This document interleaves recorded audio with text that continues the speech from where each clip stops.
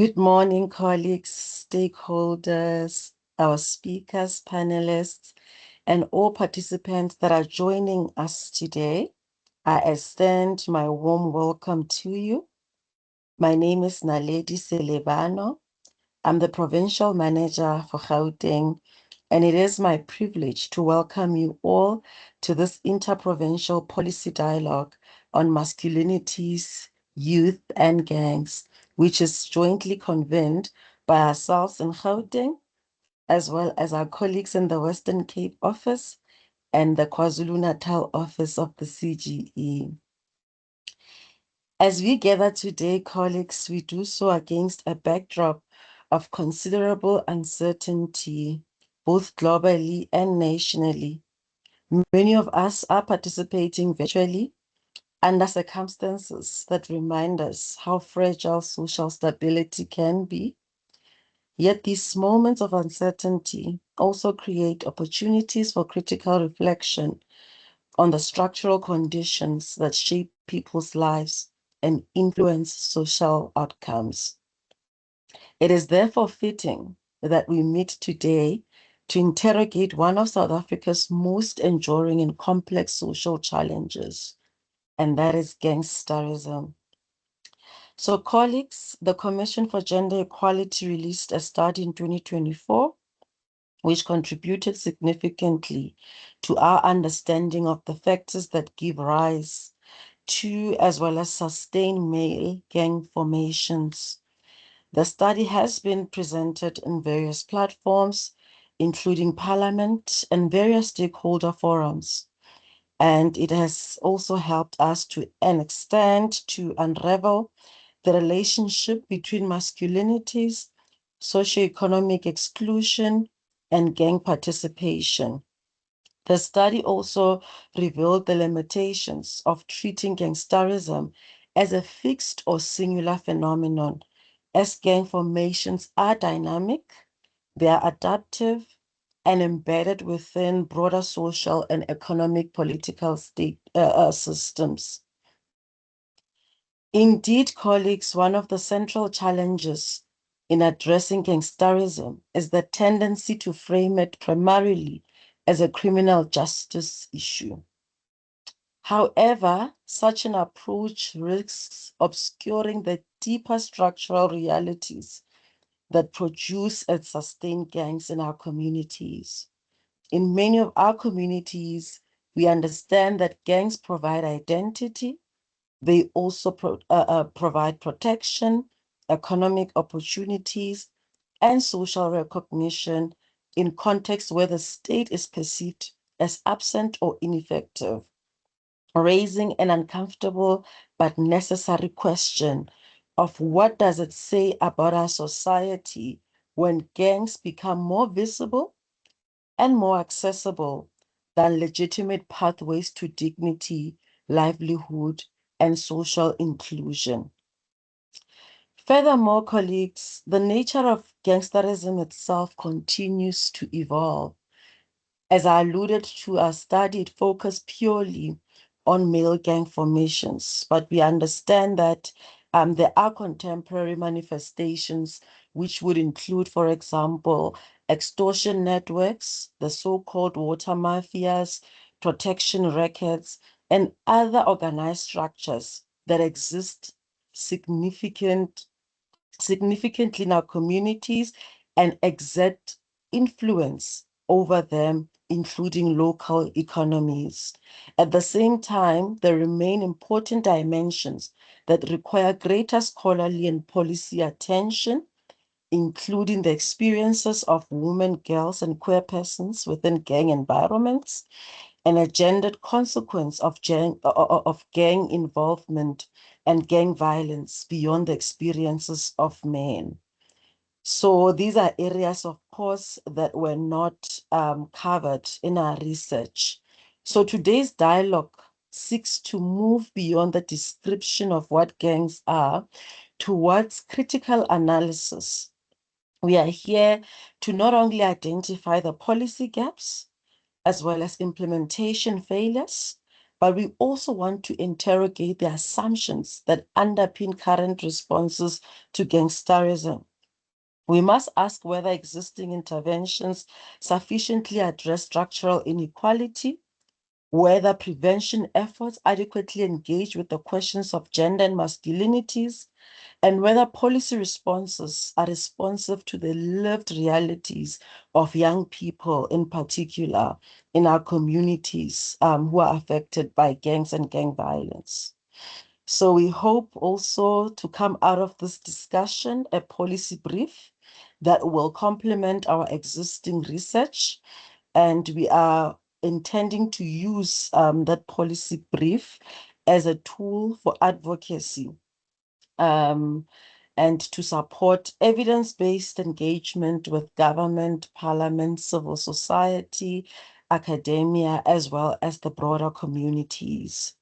So I therefore, colleagues, encourage a discussion that is robust, that is critical, evidence-driven, and that is solutions-oriented. Let us be willing to challenge prevailing assumptions. Let us engage difficult questions and consider innovative pathways towards prevention, intervention, rehabilitation, and social transformation. So that's just the background, colleagues, and that was my way of introducing the purpose of this engagement. At this point, I'd like to invite the Deputy Chairperson of the CGE, who is also the Commissioner attached to the Gauteng province, to do the opening remarks as well as set the scene for us. Thank you.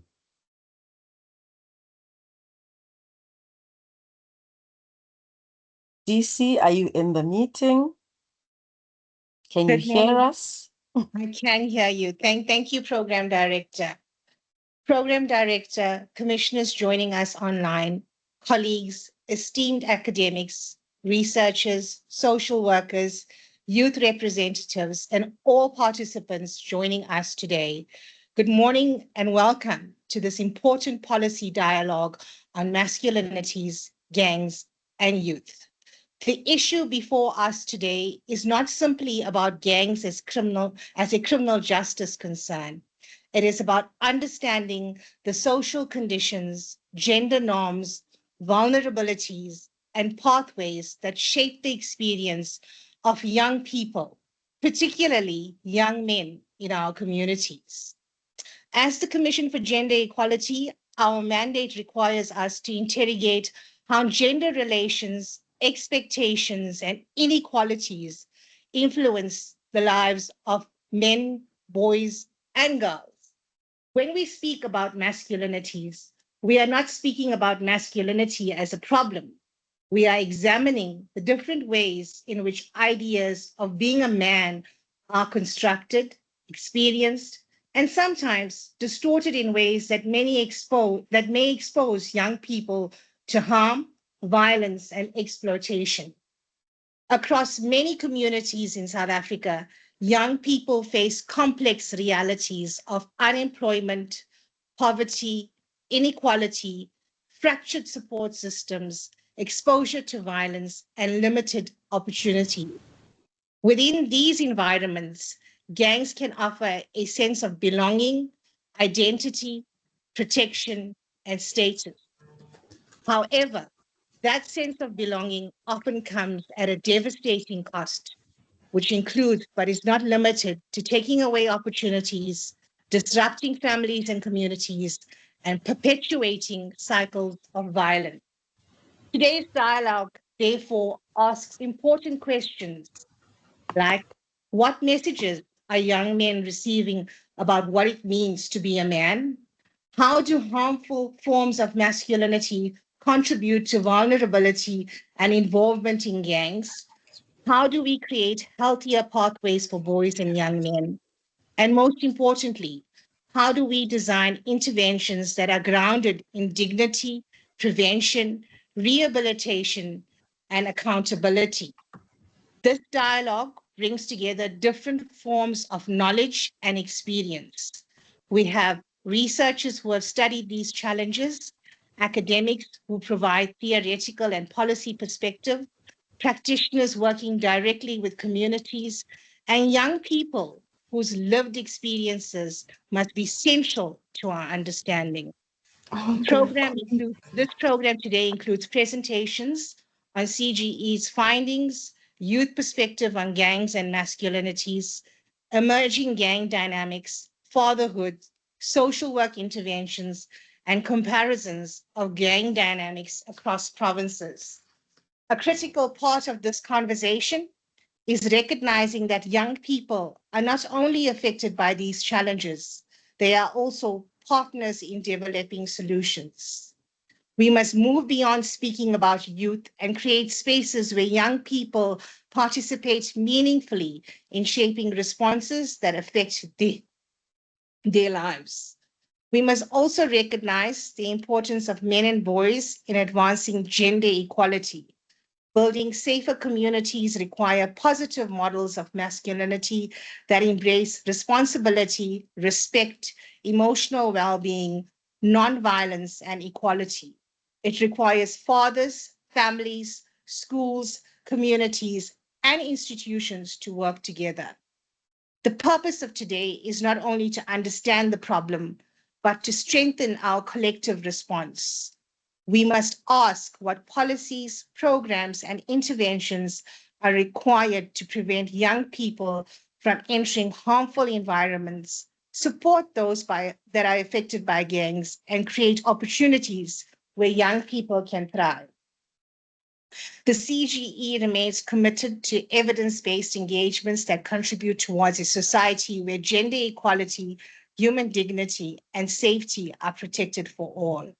Let this dialogue be a space where we move from understanding the challenge to strengthening our collective action. Thank you, Program Director. I wish everyone a productive and meaningful engagement. Thank you very much, Deputy Chairperson, for that powerful start. Thank you for setting the scene for us and for welcoming us all to this important discussion. In Setswana, once we have been welcome, it means Dinjadi Bofilwe. The dogs have been tied, so do not stress everybody. Feel free. You are welcome. Colleagues, we do have a lineup of speakers today. And they will be taking us through what they've prepared. Each one has about 15 minutes. And once they are done, we will then open the platform for robust engagements where everybody on the call will be welcome to come in to either ask questions or just register their comments or just share their opinions and experiences. But I just wanted to take us through to say who will be speaking. We have Mr. Tabani Mdlongwa, who is a researcher with us in the Commission for Gender Equality. He'll be coming in to present on the findings of the CGE study, the study that I alluded to earlier that was published in 2024. Um, he will be followed by Mr. Benaya Molekwa, who's a young man coming in to give us a perspective around what it means for his generation to be a young man confronted with these realities. As the DC eloquently stated, that we must involve young men in these conversations. We also have Dr. Ashwell Phillips. At this point, you're a resident, Dr. Ashwell, and we welcome the fact that each time we invite you to come and speak to us about these ideas, you avail yourself. I know that you may be on leave because as we were emailing you, we were getting that pop-up that says you may be away. We appreciate the fact that you've made time to come and share with us your insights.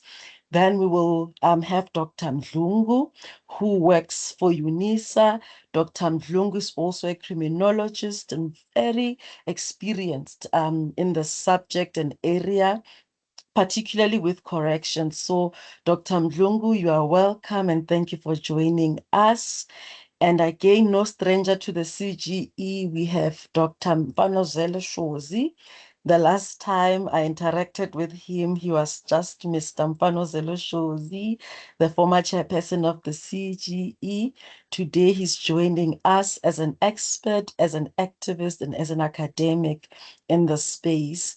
And then we will have our very own Mr. Cameron Jacobs, who is the provincial director in the Western Cape province. He's also coming in to just give us a picture of how gangs manifest in the province, across provinces, and just share more. I know he has very interesting insights to share.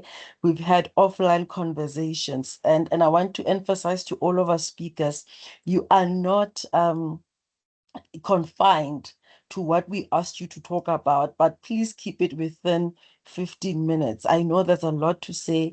Just keep it within 15 minutes so that we can allow space for conversation. And then we will have Miss Adelaide Mangena. She has also been very active in the academic space. She has lectured social work students, but she's also a practitioner, and she'll also be coming in to give us a perspective of a social worker. We will also then again have discussions amongst ourselves, and then the panelists will come back to give us recommendations going forward. Because what we want to gain out of this discussion is to strengthen already existing data that we have as the CGE, because we have admitted, even in the report itself, that it does not cover the full scope. It's a niche area. It was designed in that manner, but we want to expand this so that as we engage and hold actors accountable, particularly duty bearers in government, that our approach is comprehensive and it covers the landscape in its broad nature. So right now, I want to welcome Mr. Tabani Mdlongwa. So Tabani, in 2014, as the CGE, we published a report titled Investigating the Persistence of Male Gangs in Gauteng, as well as in the Western Cape and KwaZulu-Natal. And I think by nature of this title, it explains why the three provinces had to collaborate. The report examined factors that contribute to the emergence, persistence, and reproduction of male gangs in South Africa, with particular attention to the role of masculinities, gender norms, and broader structural conditions. And I believe it could be by way of bias as I work for the commission, but I believe the study was an important endeavor as data is crucial for informing relevant policy interventions, and as well as the efforts aimed at preventing gang involvement, as well as reducing violence and promoting safer and more equitable communities. So Tabani, I'd like to welcome you to please tell us about the findings of the study. Like I said, Tabani is a researcher, and he's one of those who formed part of the team that conducted this research. Tabani, over to you. Please take us through.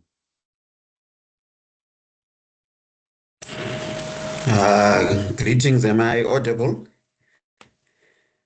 Yes, we can hear you, Tabani. Okay. No, thank you so much, Program Director, and greetings to all the participants, Deputy Chairperson, commissioners here, and all participants. Welcome to this important policy dialogue on masculinities, gangs, and youth.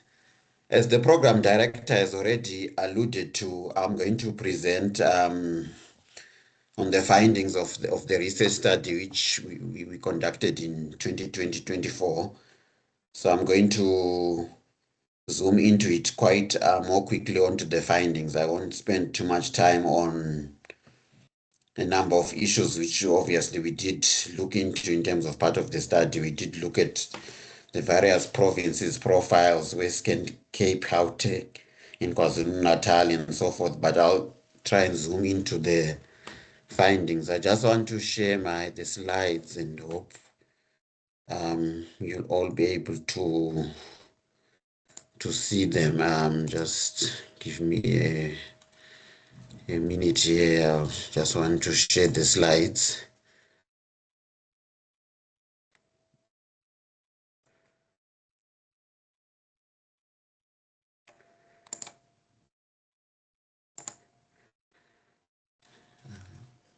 Can you see them? Yes, Tawani, we can see all 31 of them. Okay. No, thank you. Yeah, I won't go into all of them, but yeah, these are the slides. So thanks once again, colleagues. And I think I can start with the presentation. So, as I said, I think I'll talk to the context and CG mandate, intro, aim, and objectives of the study, and maybe I'll touch on some of the methodology and limitations, and then get into the findings. So I think just a very small background. I won't take too long here, maybe a minute or so. We were looking at the study at male gang activities in South Africa, which to a varying place take place in specific parts of the country. They appear to be prevalent in Western Cape, Eastern Cape, KwaZulu-Natal, and Gauteng. And we noted that in 2017, the South African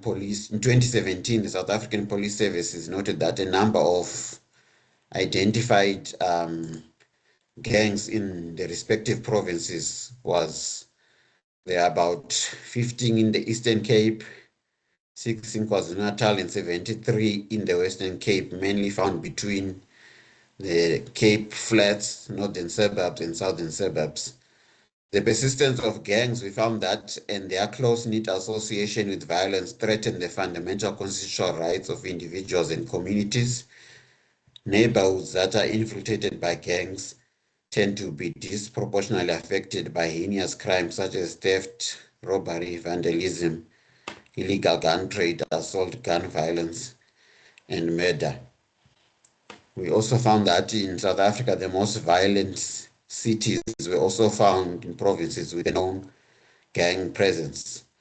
For example, in 2022, in terms of the murder rates, Cape Town, we found that in Western Cape province ranked the country's most violent city, recording 3,165 murders, followed by eThekwini in KwaZulu-Natal with 2,850 murders, and Johannesburg with 2,121 murders.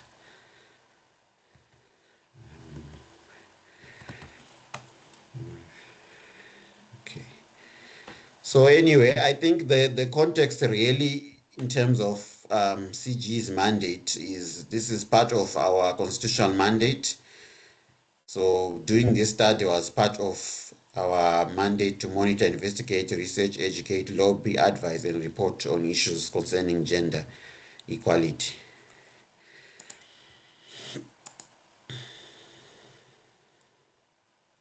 The presentation, as I was saying, was based on the CG study in 2023-2024, which was to investigate factors that contribute to the sustained perceived value of men and boys in joining gangs in selected provinces of South Africa.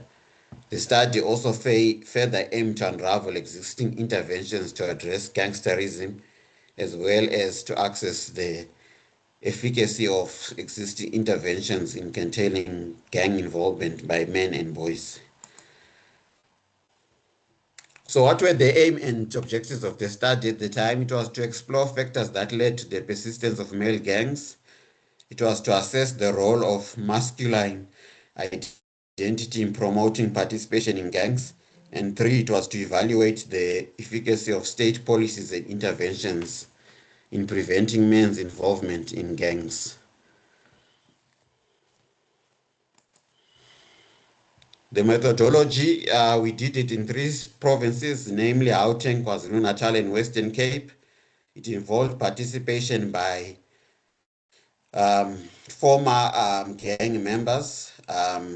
We had 38 male former gang members, street gangs and prison gangs, and 27 key informants, which included state officials, civil society, academics. It was a qualitative research approach, In a case study, design was adopted as we had those three areas of scope, Gauteng, KwaZulu-Natal, and Western Cape.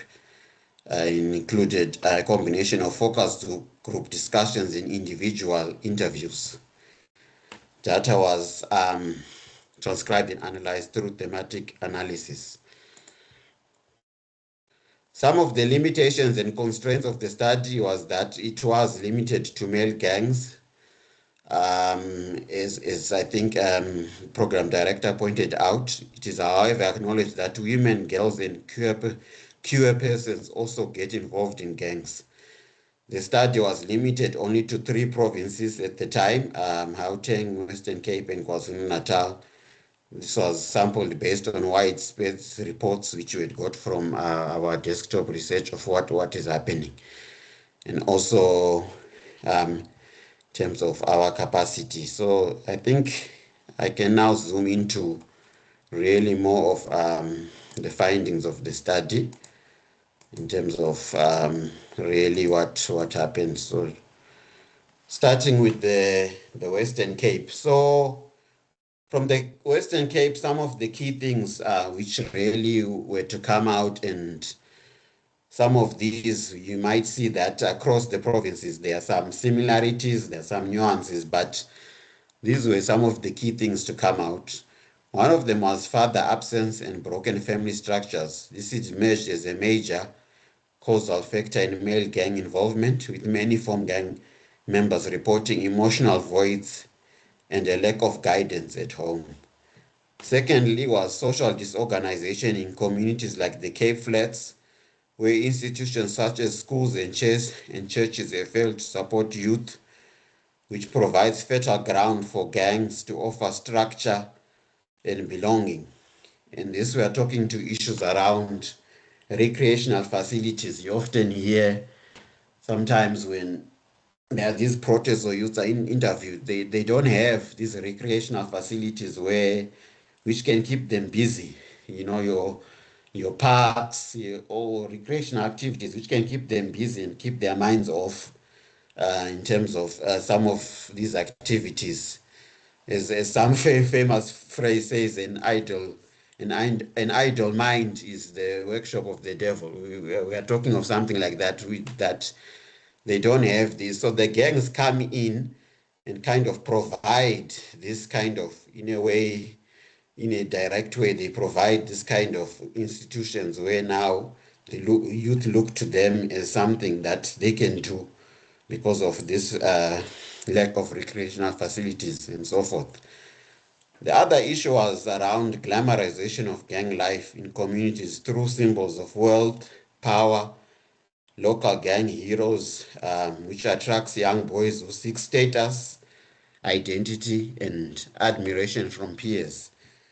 And here we're just talking about some of the things which sometimes we even watch. When you watch some of these movies or the profiles, you see this kind of life where these gangs have got a glamorous life. They can buy fancy clothes. They've got money. They've got power. They can have anything they want in life. And that kind of, in a way, attracts young boys who see this as, oh, this could really be the life. So the glamorization, whether it's through social media and even directly seeing the gang members in their own community being able to live well or what, attracts, unfortunately, men to these gangs. Poverty, unemployment, and poor service delivery was also another key issue. These push vulnerable youth towards gangs and alternative of means of economic survival and self-preservation. I don't think one wants to go too much into, but we know the statistics are quite bad around youth unemployment, hovering around the late 40% and all that. And these are some of the things which contribute to the issue of gangsterism. There's also issues around race and marginalization, with colored communities disproportionately affected by gangsterism due to a legacy of apartheid era social and economic exclusion. And here in the full report, we really talk about the history and some of even how the settlements were built up and so forth. There's a lot of history around it and forced, forced migration and all those type of things which happened during those years, which also have contributed to that, especially in the Western Cape. It's really a factor. And then we also have the issue around societal pressure of young men to be providers. And I think this cuts across not just Western Cape, but even in the other provinces. But we say, especially in colored and black communities, contributes to early involvement in gangs when legitimate opportunities are lacking.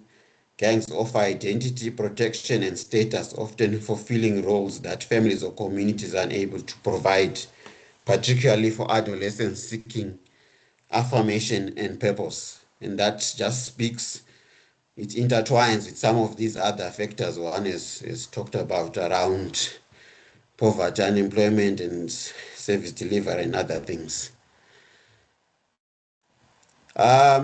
Also, I think unique, obviously, to the Western Cape, most of the gangs, the 26, 27s, and 28s, seem to be the most recognizable gangs, which in reinforcing power hierarchies and making gang culture difficult.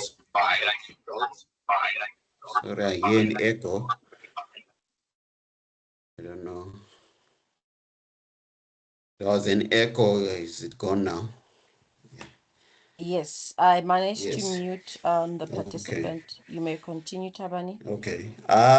We did talk about government responses such as the provincial anti-gang strategy and Department of Correctional Service programs are inadequately coordinated, and there are NGOs like Ceasefire which play a key role in rehabilitation, education, and mentorship in terms of the Western Cape. Then if we move to KwaZulu-Natal, some of the key findings there also similar to Western Cape. There's family dynamics and father absence. Many male gang members experience unstable family structures with absent or uninvolved fathers, contributing to emotional instability, lack of guidance, and eventual gang involvement. Similarly, also there's glamorization of gangs, as I talked about in the Western Cape, poverty and inequality, a cycle of reoffending, also an issue where former gang members face unemployment, lack of support, and increased household pressure, often leading them back into gangs for financial survival and stability.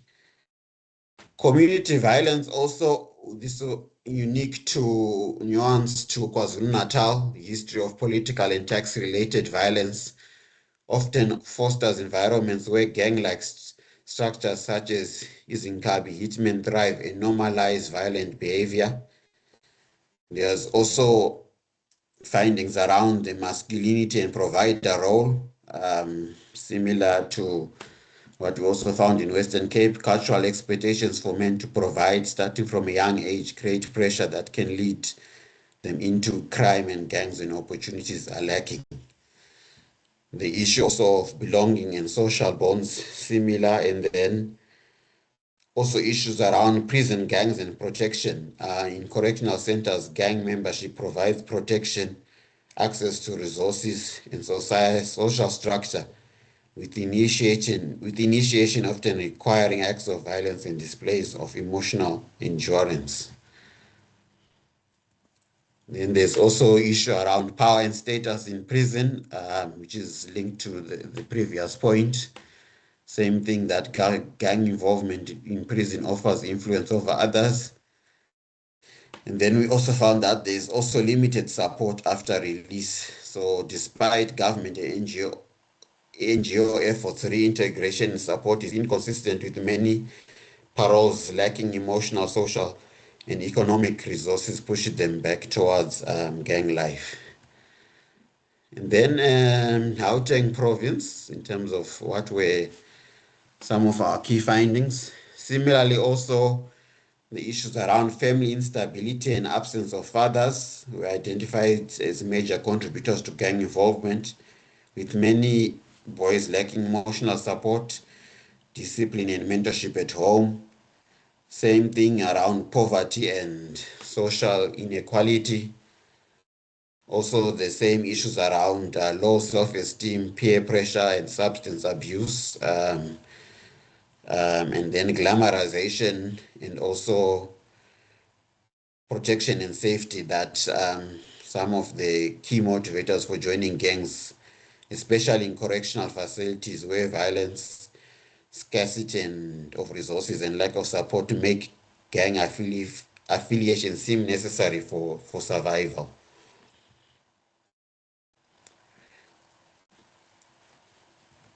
We also found out, yes, there were some other initiatives there, as we mentioned there, which are meant to assist in terms of curbing school-based gangsterism. That the Department of Correctional Service had adopted some rehabilitation programs in Gauteng province, but these, unfortunately, due to systemic weakness and corruption, were not very successful. NGOs tried to play a key role in psychosocial help and reintegration, although stigma and limited resources hamper their reach and effectiveness. And that preventative interventions at risk, targeting risk boys and men are lacking, with most current efforts concentrated on post incarceration support rather than early intervention or community-based prevention. So what were our key conclusions based on the study? Firstly, the risks for men and boys in gang involvement are complex and multifaceted, including individual, family, cultural, economic, social, and political factors. The study found out that individual factors such as low self-esteem resulting from feelings of abandonment, lack of support, and a sense of not fitting in with families, particularly in situations of father absence, poverty, unemployment, threats of violence, led men and boys to join gangs. Although gangs provided a sense of family and belonging, it was achieved through male camaraderie that was focused on substance abuse, violence, and the misuse of the concept of masculinity. Secondly, we found that while gang involvement is not unique to men and boys, the strong association of the provider role with male identity leads men to join gangs, particularly when job opportunities are limited and social and economic services are inadequate. Men's desire for power, money, and status further demonstrates the interconnectedness of gendered male identity as a potential influence on men joining gangs. Thirdly, a key conclusion was that despite the country's efforts to establish the national anti-gang strategy, initiatives on the ground to combat gangsterism have been incomplete and implemented in isolation. There is a lack of coordination between state and non-governmental stakeholders, and this fragmented approach lacks the necessary national and provincial consolidation to ensure coordination and consistency and standards for service quality control. State initiatives also lack appropriate monitoring and evaluation systems to measure stakeholder progress and effectiveness. So based on our findings, we made some key recommendations. We said that the government, through SAPS, should create a plan to involve the public in discussing the national anti-gang strategy. The government should also make the document accessible to everyone. One of the things we found out is you can't, this document is mentioned, but you can't really get a proper copy of the document. We don't know the contents. So this is quite important, that that document becomes public, and important for key government stakeholders like the Justice and Crime Prevention Cluster to address the challenges with gangs. Related to the above is the multi-sectoral holistic approach of the National Anti-Gang Strategy, which must be appropriately coordinated at both national and provincial levels, incorporating government and NGO stakeholders to ensure that the relevant services and programs are implemented equitably. We said that in the case of the correctional services, prison gangs, current strategies must be assessed and reviewed to determine their relevance and effectiveness in addressing the persistent culture of gangs in correctional centers. Attention must be given to both preventative and rehabilitative measures within the DCS system. We also recommended that socio-economic challenges that lay fertile ground for the emergence and sustenance of gangs such as poverty, unemployment, crime, violence, poor service delivery, and drug abuse receive the necessary attention from political leaders, government, and non-government entities to ensure sound, effective policies and programs. In addition to these, interventions should look to address the normalization of violence and drug abuse in communities with rehabilitation and recreation services availed in communities, particularly those with the problem of gangs, those accessible to poverty-related challenges.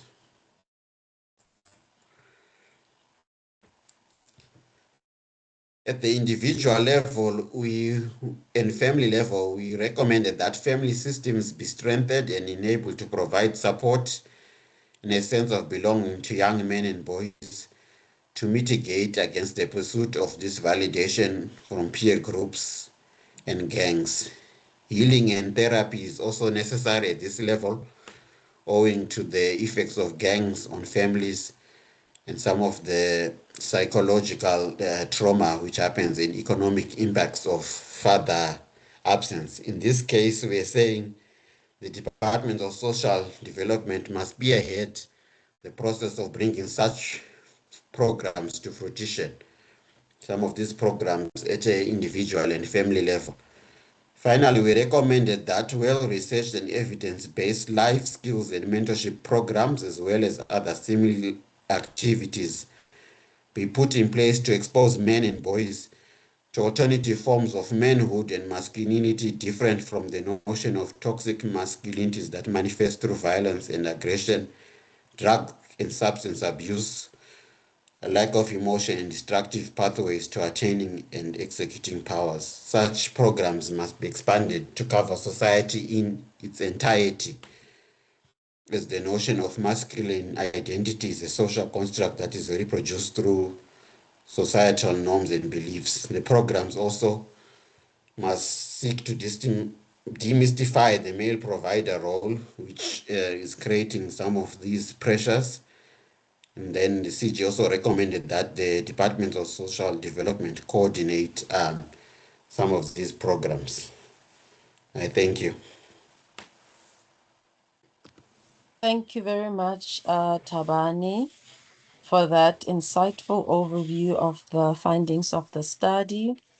As you indicated, it was a qualitative research approach, meaning these findings are encounters or experiences and views that were shared directly by the participants, as well as the key informants that you had identified for the study. And I would like to invite all the attendees to access the report. It is available on our website, which is www.cge.org.za. I will repeat, www.cge.org.za.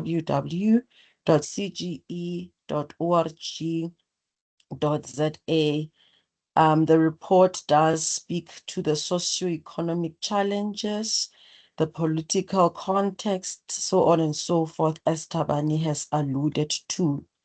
Thank you very much, Tabani, for that. Up next, I would like to introduce Benaya Molekwa, who is a first-year LLB student, and he's joining us today to share the perspective of a young person on this important issue. And colleagues, I want to emphasize that we were very deliberate in extending this invitation to Benaya, because as we all understand, we are commemorating Youth Month. And we found it important that discussions about young people must not occur in their absence, because too often youth are subjects of, these research subjects. They are subjects of our policy interventions and public discourse, yet they are seldom afforded meaningful opportunities to directly shape those conversations. Therefore, we found it fitting that we hear directly from a young person about issues that affect his generation. We have invited Benaya to offer his reflections on whether boys and young men feel heard by society. Not only that, but to also reflect on the challenges they face that may contribute to gang involvement, as well as his perspectives on how young people encounter, resist, or are drawn into gang cultures, as well as recruitment processes. And Benaya, we've had very interesting conversations offline about this issue of red pill and manosphere. Are those also alternative forms of gangs that we may have not been able to look into, or are they not, but a social group altogether, different, serving a different purpose? I'm just saying, please do indulge us on your, your views and perspective around this issue. Over to you, Benaya.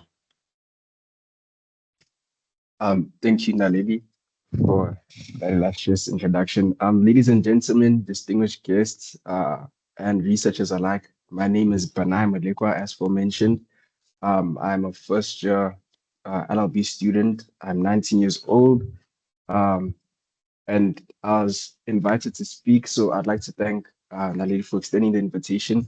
As she has stated, just a bit of background on myself and to give a bit of perspective on my own understanding as I was shared. Um, Growing up, I've been identified to be a leader by my peers on multiple occasions. In both primary school and high school, I was elected by my peers to, I guess, lead them and serve them. So I do have a bit of understanding on the behaviors that impact certain decisions made by young people. Um, Firstly, I want to give a bit of high school, tell a bit of a high school story or explanation into how um, innately men need companionship. They desire companionship and community, and how it shapes their behaviors and where they find themselves. So, in our high school environment, and as mentioned by Mr. Tabani Mdlongwa, um, in Pretoria in particular, we do face an issue where substance abuse is prevalent in high schools, where you can go to school and you can see your peers smoking on school premises, whether it be in bathrooms or within the corners. I don't think that's entirely um, uh, exclusive to my generation. Um, I've spoken to my father and I heard that it has been a thing for a long time. But now there's a confidence to do it in classes and in numbers, and to even, I guess, sometimes fight physically um, with with people who are bringing correction towards such behaviors. And that was a issue I faced. And something I had noticed is that often the people who are followers were following the wrong example. Um, and I think that's the first aspect we need to look at when trying to correct the whole concept of gangsterism is who do we look up to? Who do young boys look up to? Who defines masculinity for them, for young men, and for other men alike?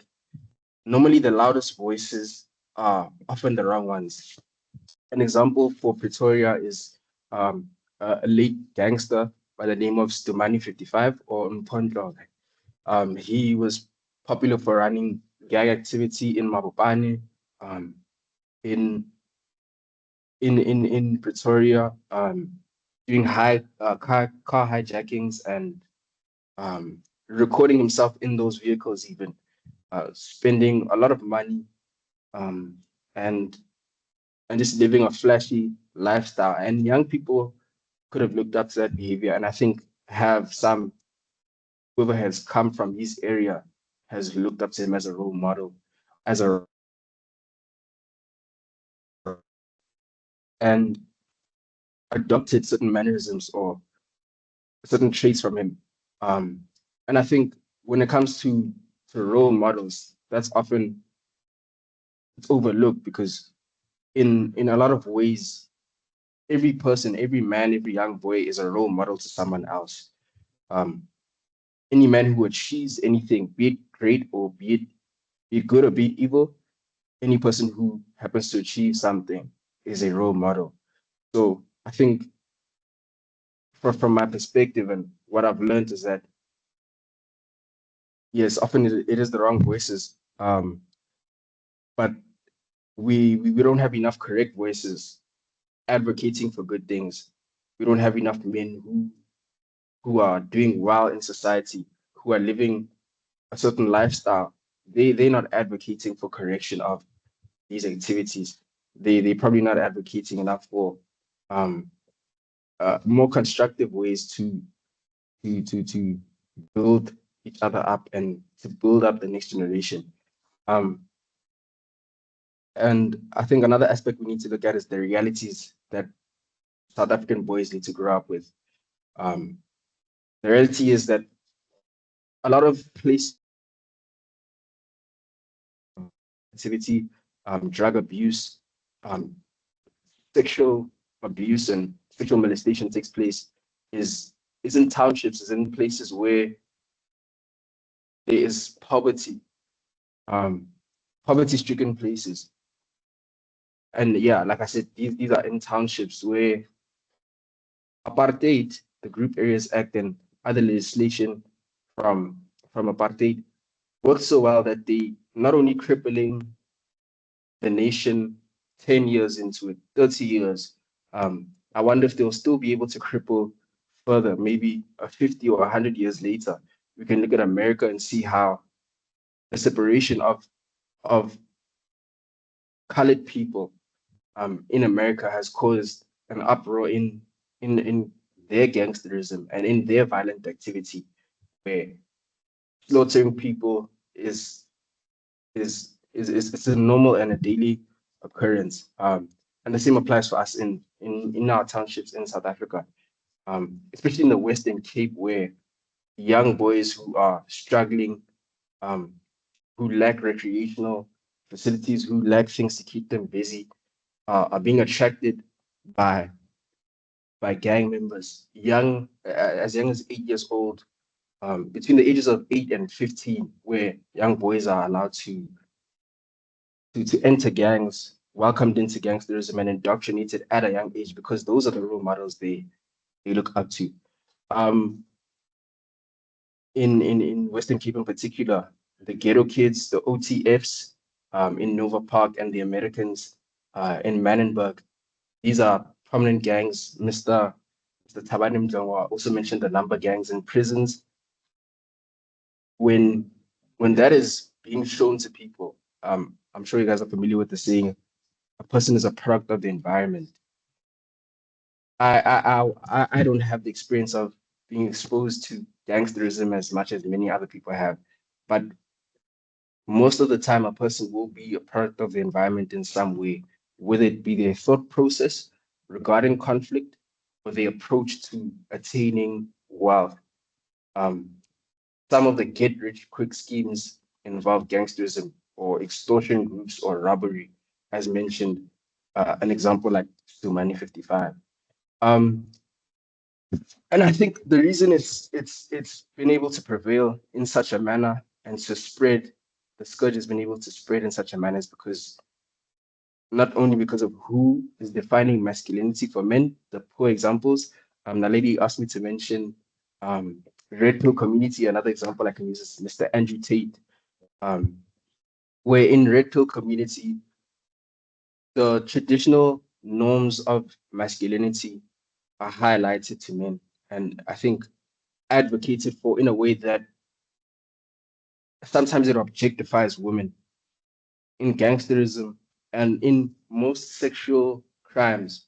The biggest issue mentally is when men view women or view other men as objects. We objectify people and we strip them of the humanity within our minds. And it allows for such crimes to be done in sometimes grotesque manners.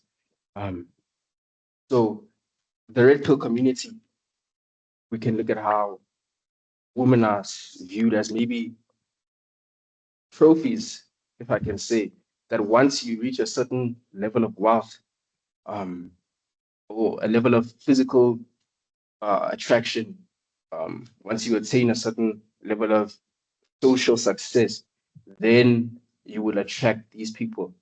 Maybe we need to change and teach our generation what it is to be attracted to, or what a good attraction.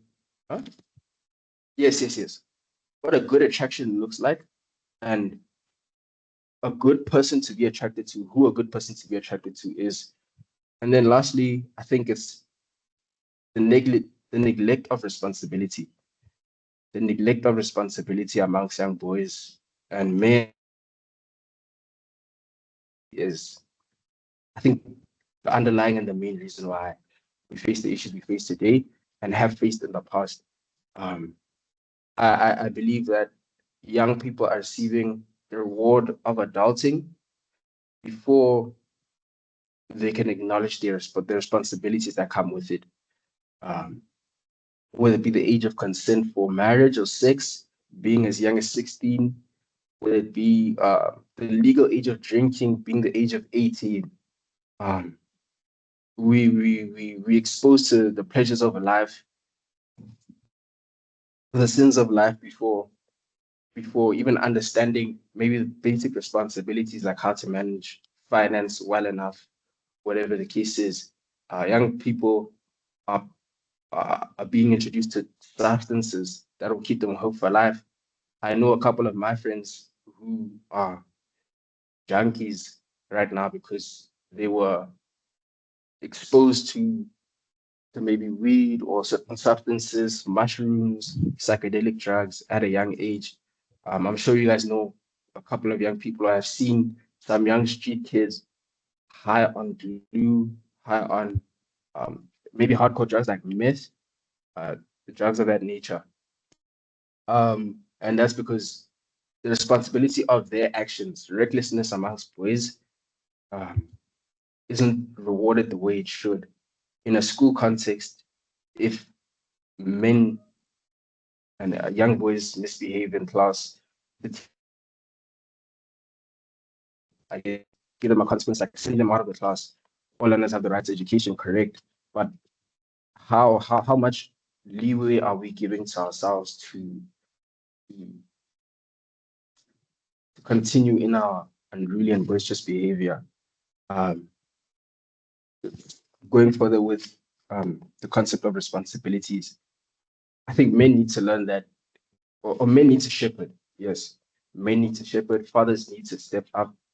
Um, I spoke about the consensual age for sex, children having sex at a young age, and we having the issue of teenage pregnancy, where young men are having sex and impregnating women and leaving their children without fathers. And often the closest role model people have or young men have on how it is to conduct themselves as upstanding citizens or just decent people is your father. Normally, you'll emulate uh, that person. Um, but I do want to highlight that because of the issues forementioned, because of the poor decisions made by men in the past, um, the the generational ideologies passed down. Ndo Daikali, a man mustn't cry, a man mustn't ask for help, um, a man must be strong, he must always know and have an answer to questions and to issues. There's a lot of pressure on young men. Um, I found myself at a young age, at the age of 13, having a strong desire to want to be financially free in society.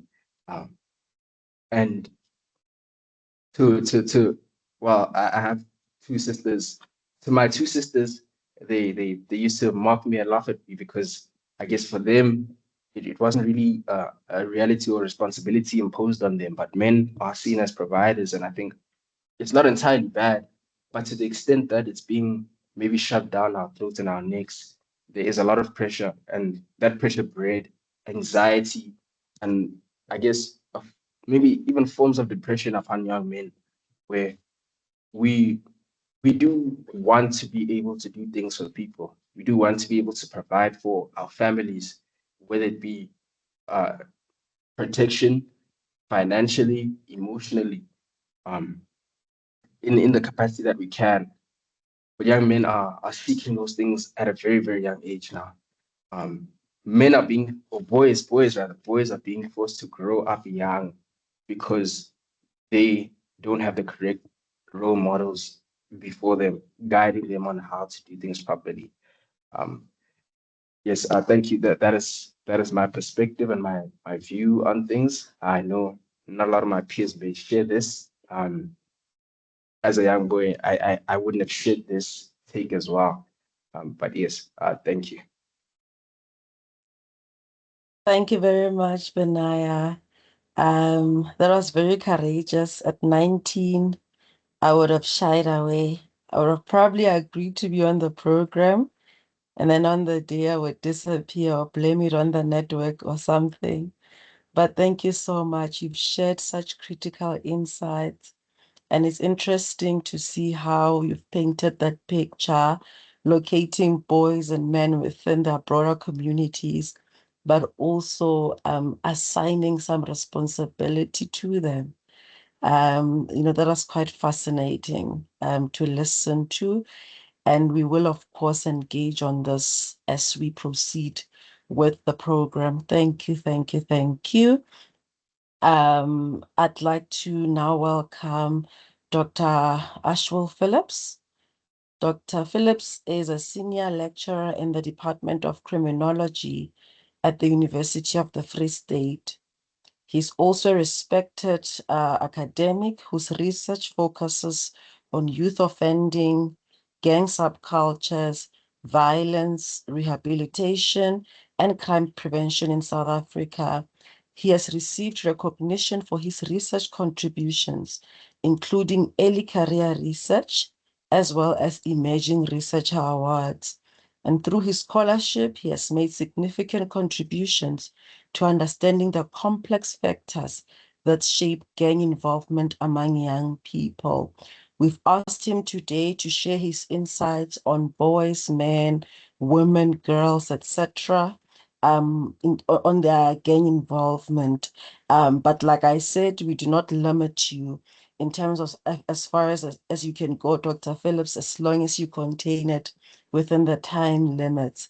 And like I said, we always appreciate the fact that you avail yourself to all CGE events to share your knowledge and expertise on the subject. Over to you, Dr. Phillips.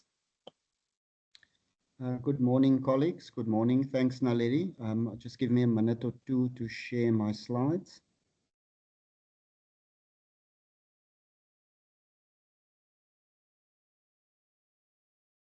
Are the slides visible, Naledi?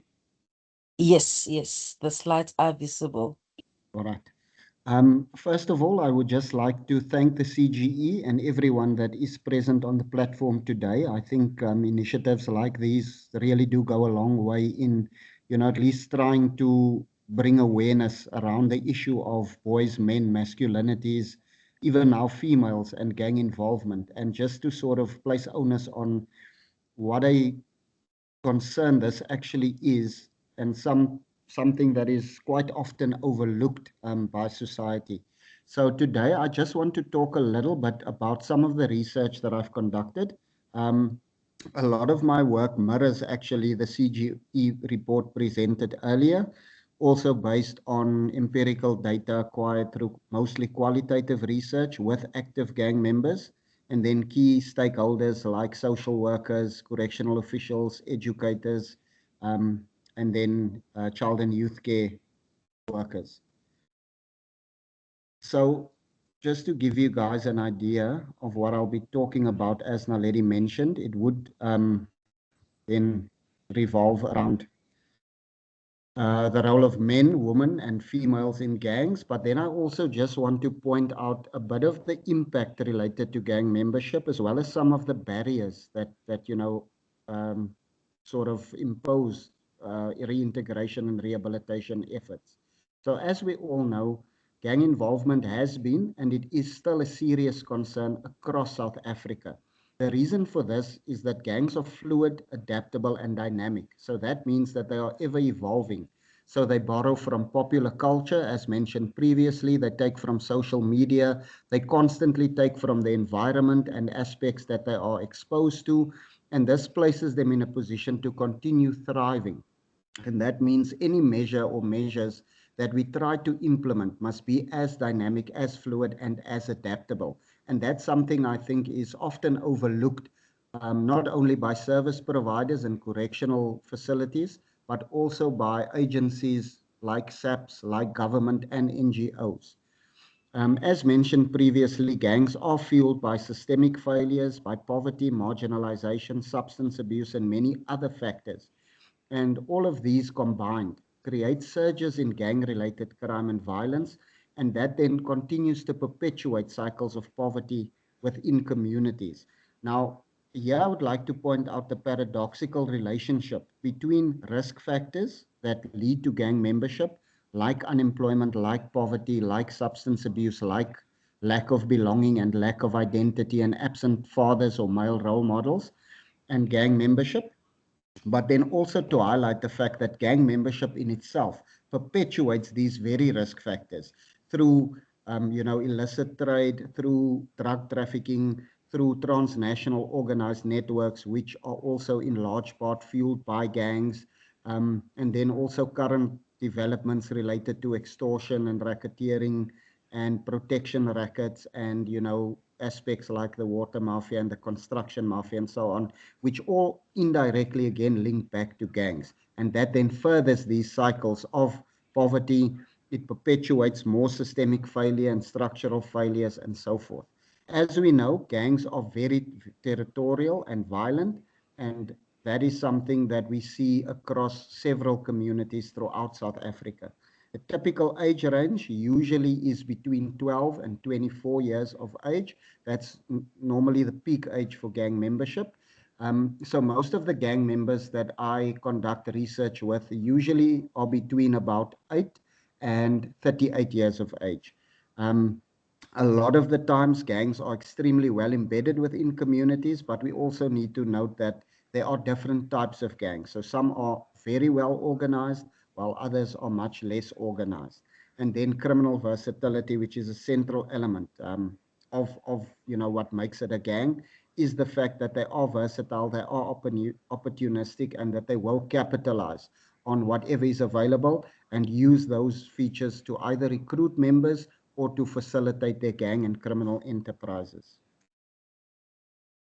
So just in terms of the risk factors, I think, we've done well already to identify the risk factors, and much of my own research mirrors that of the CGE, as I've mentioned earlier.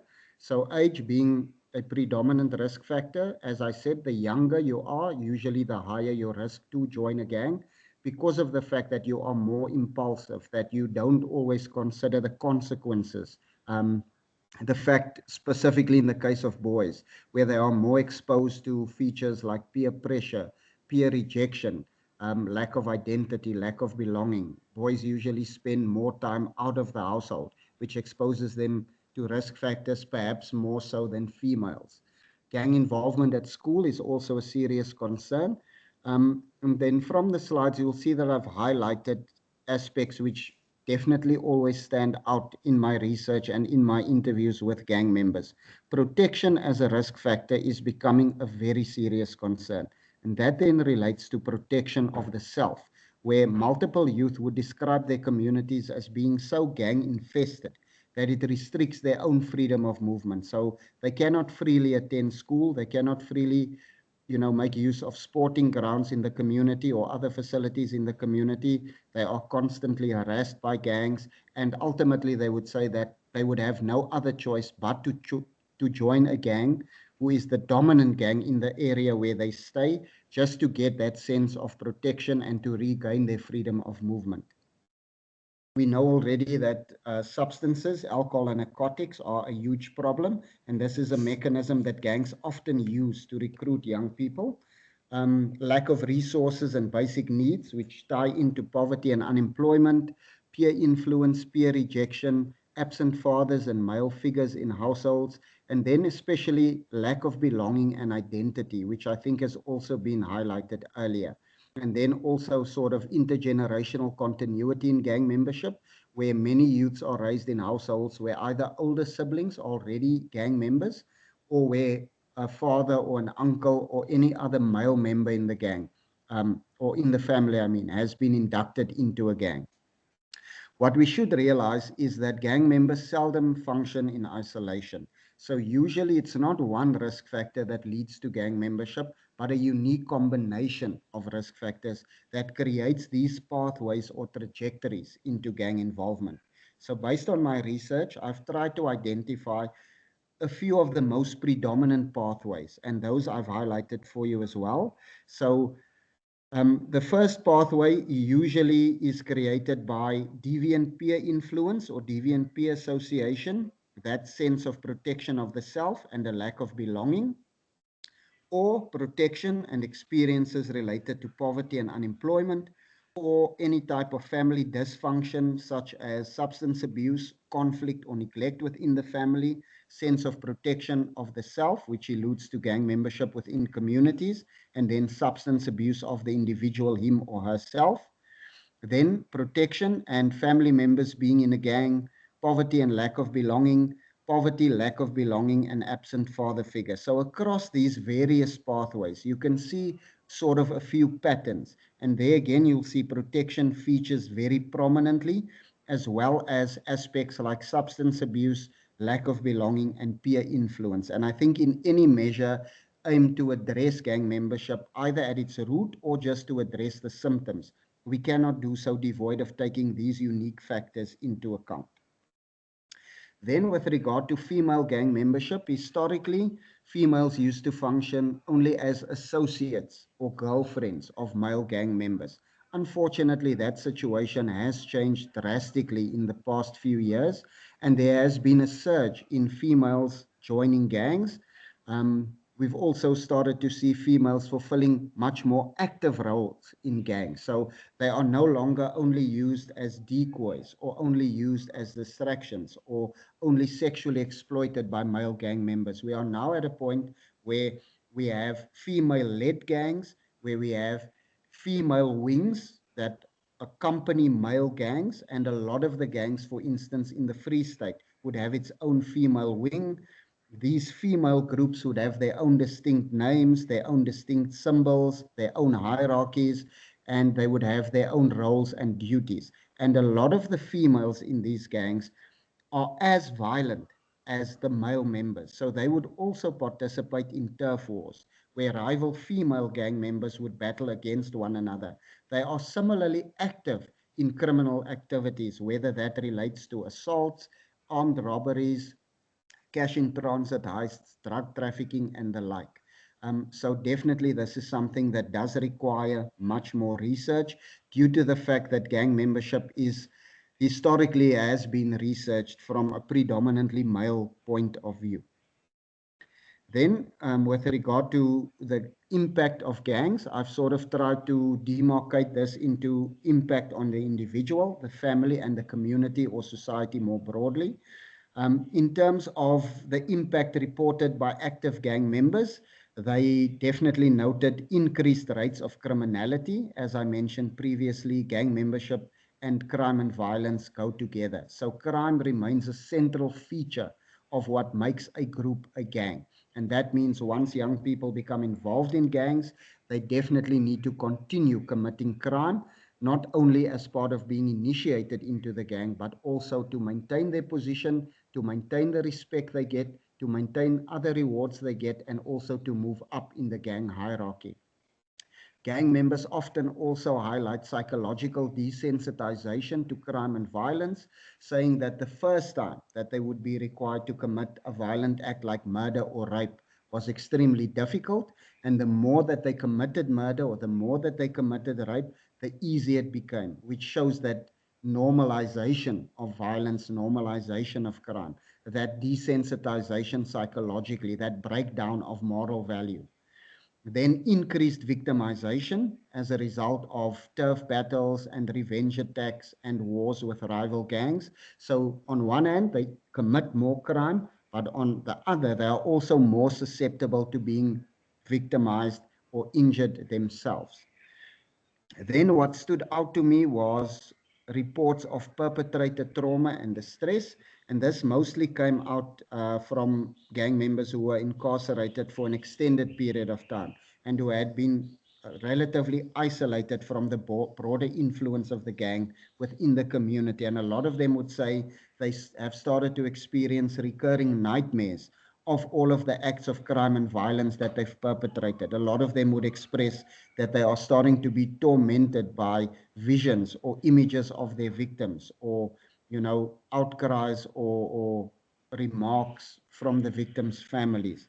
And then obviously incarceration is also a serious impact at individual level. At familial level, families experience a lot of stress, fear, and trauma themselves if they have one or more children or other members of the family belonging to a gang. They are prone to revenge attacks. So a lot of gang members would say if they are looking for a rival gang member and they arrive at his or her residence and no one is there, they have to leave a message, whether that means hurting the mother, the father. They would even say they would hurt a pet, like a dog walking in the yard, just to make it clear that we are still hunting you. So that level of violence, that also impacts the family more broadly.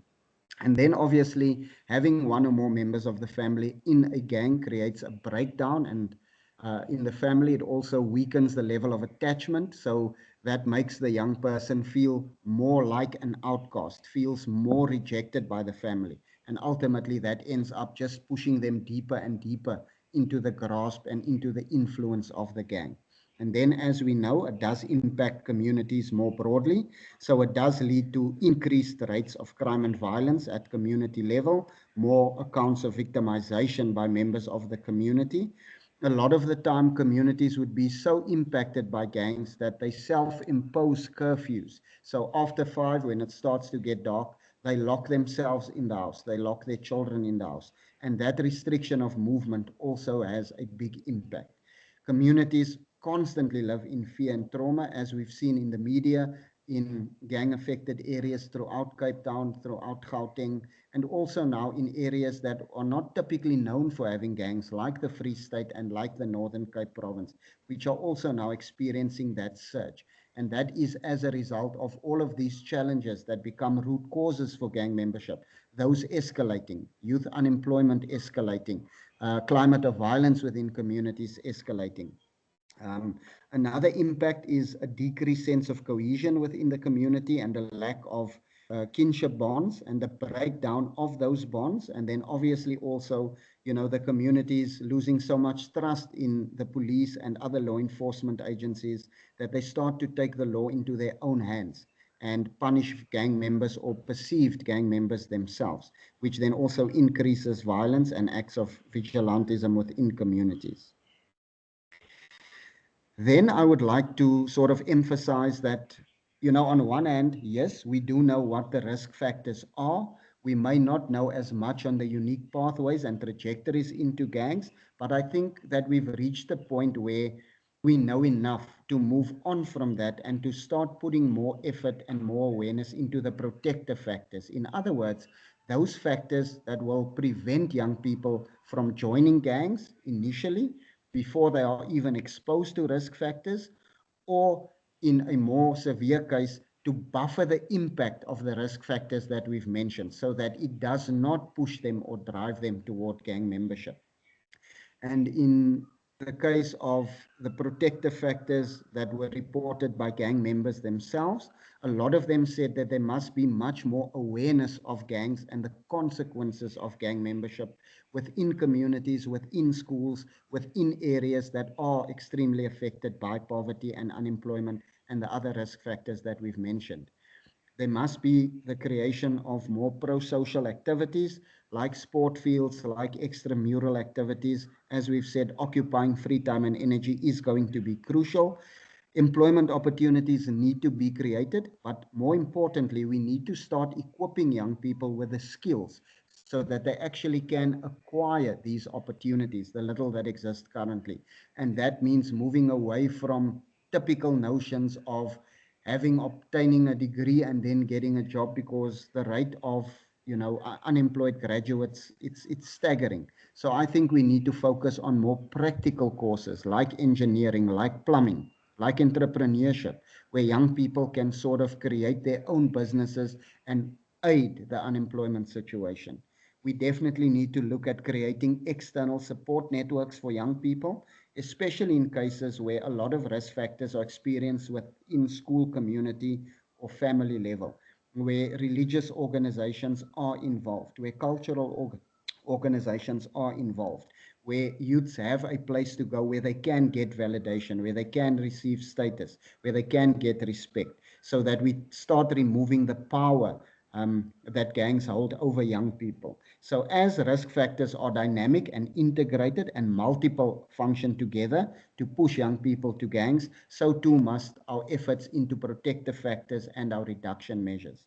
So in terms of rehabilitation and desistance, we need to focus on creating life skills, mentorship, anger management, alternative avenues to success for young people, dedicated gang programs. So in a lot of cases, you'll find that gang membership is not typically addressed in an integrated, exclusive gang rehabilitation program. It usually forms part or a theme in a substance abuse program or an anger management program. And unfortunately, that is no longer good enough. So we definitely need to relook at our program offerings to gang members. And then that cannot be done without substance abuse rehabilitation. Finally, I would like to highlight the barriers to reintegration. So a lot of the gang members that have reoffended once released from prison after having completed rehabilitation programs, they would then say that experiencing a lack of support within the community, that would push them back into the gang.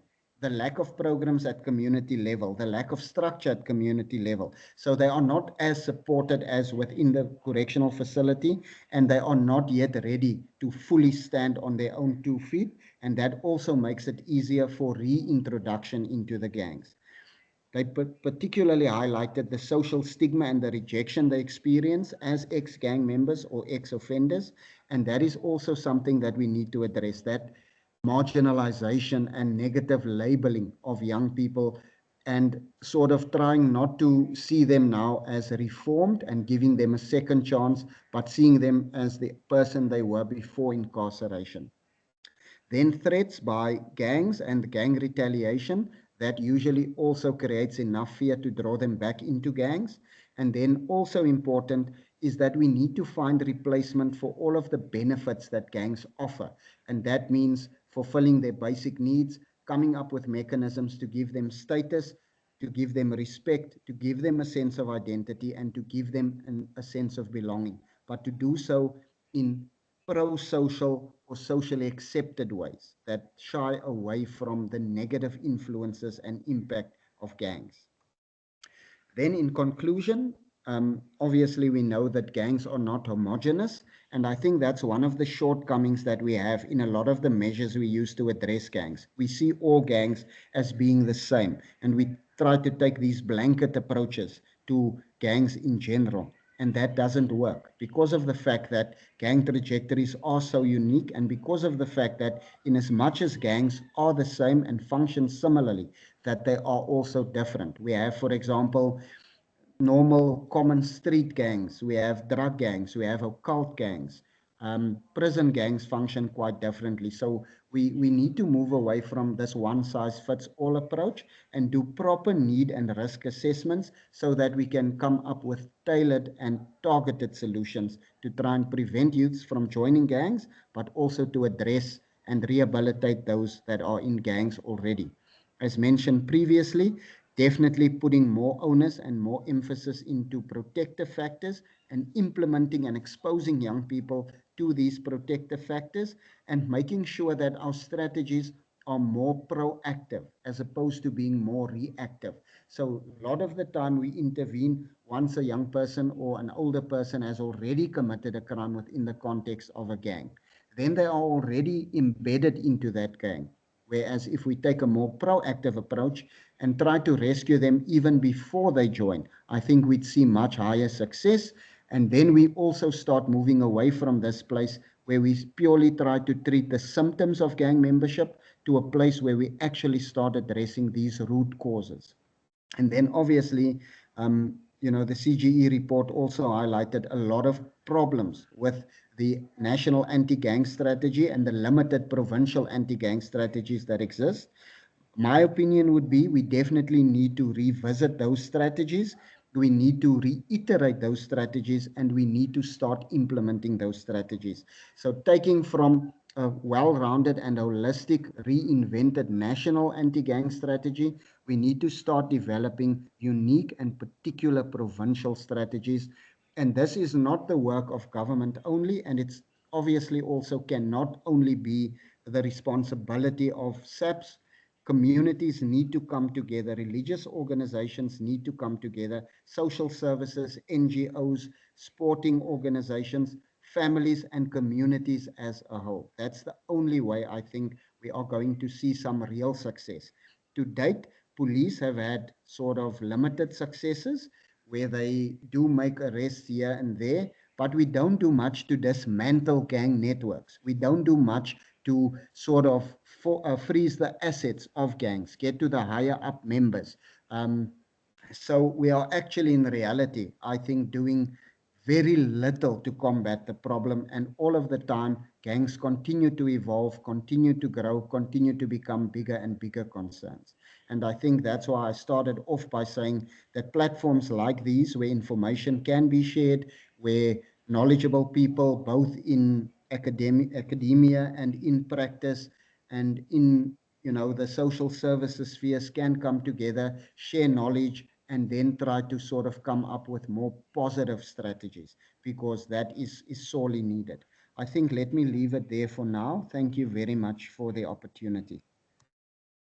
Sure. Thank you very much, Dr. Phillips. Those were quite insightful and very thought-provoking reflections.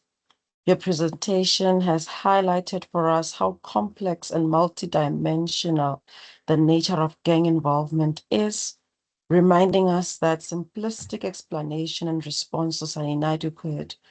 The perspectives you've shared are both educational and critical, and they do provide an important evidence base for developing policies and programs that are responsive to the realities of our communities. You painted such a grim picture of what happens in communities, and it is just it is sad that in 2026 that is a reality of a young person in South Africa. 30 something plus years into democracy, and yet this issue has not really received the amount of attention that it needs. As you've pointed out in your presentation, that we have not really paid more attention into how we can address this issue, but rather making it a sub-theme or subtopic, sub-focus of a broader program, whereas this alone needs its full attention. Thank you, Dr. Phillips, and your interventions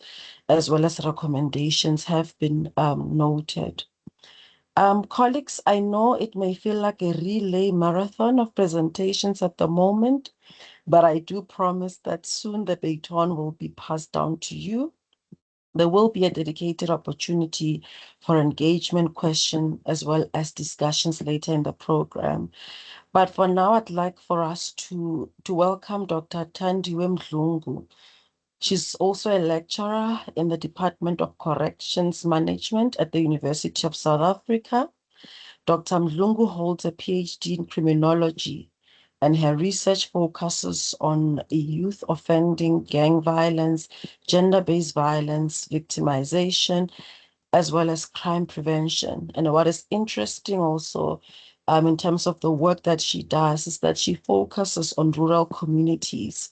Her work examines the intersections of youth violence, masculinities, community dynamics, as well as justice responses.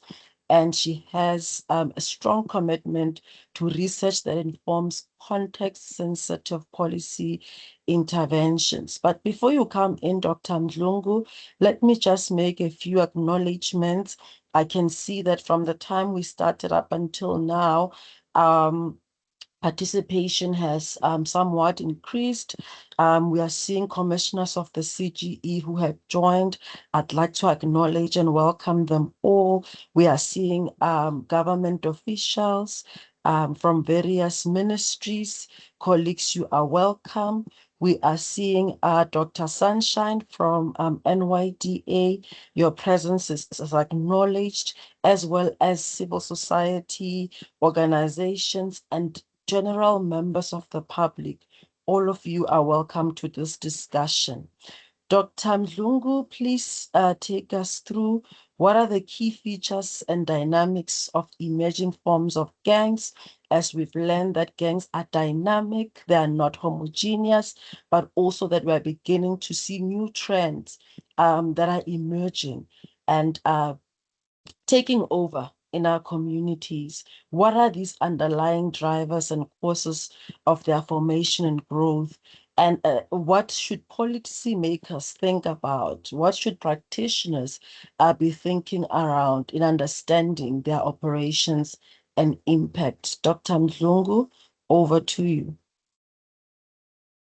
Thank you, Naledi, for the invitation. And I'd like to take this opportunity to greet all the distinguished guests that we have today, all my fellow researchers. I hope that at the end of this dialogue, we leave having takeaways and can change our communities when we go back. Can everyone see my presentation? Yes, I can confirm that we can see your presentation.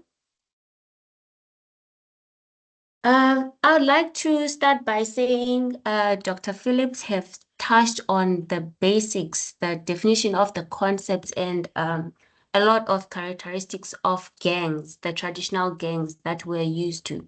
But it is noteworthy that gang activity in South Africa is changing. Although conventional street gangs remain a serious concern, the numbers gang that we're told about, narcotics and prison gangs that are rampant.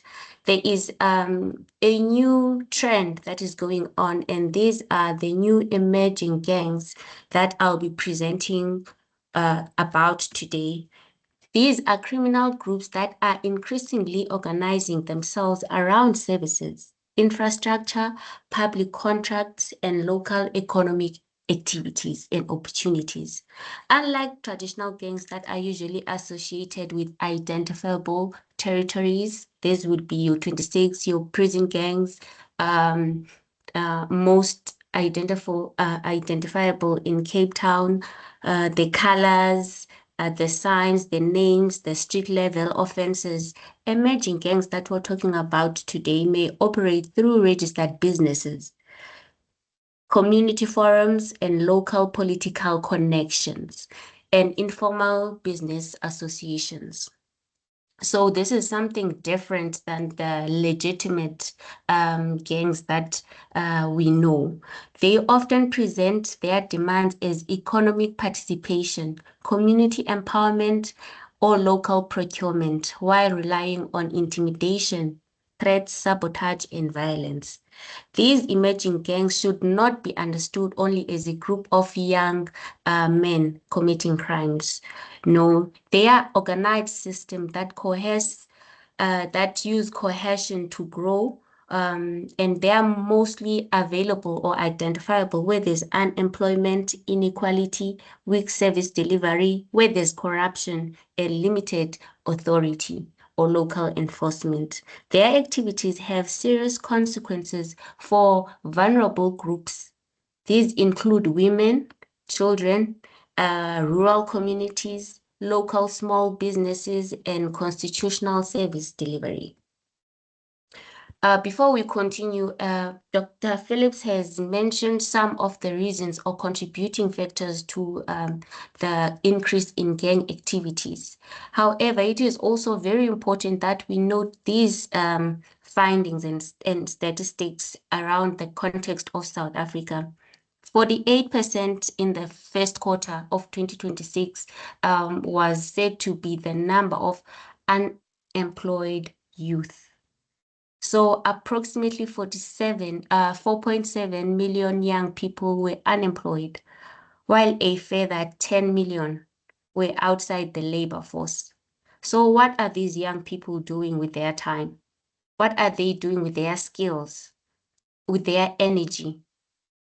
These findings do not mean that unemployed young people are criminals. No, they demonstrate the scale of exclusion that criminal groups can exploit. So there is an opportunity that criminal activities can happen because of this availability and exclusion of these young people.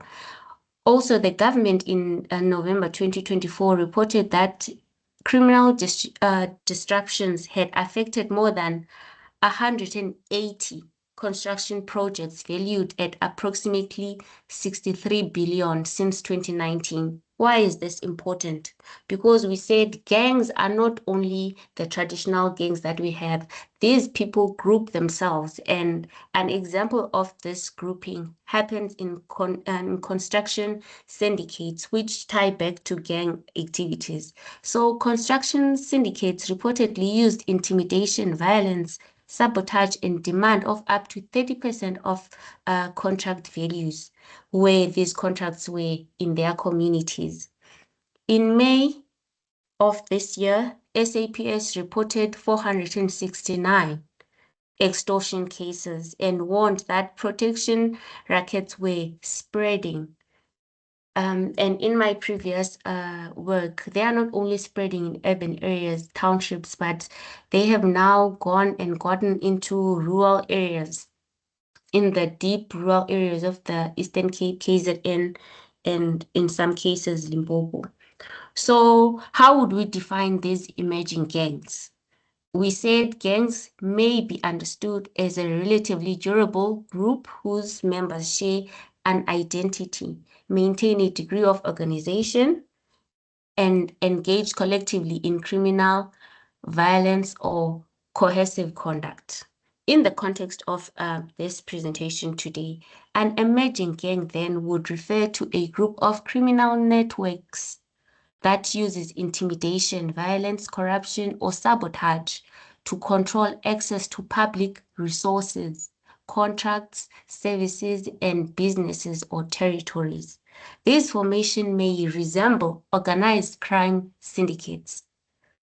This is very important because we said there is no one size fits all for gangs. So a person may have a picture of certain tattoos, certain attires, names when they think of gangs. But now we are slowly moving towards a larger definition, which incorporates the above mentioned definition. These groups are economically motivated. They are very adaptable and often connected to legitimate institutions. So they are in between both the legal and illegal groups.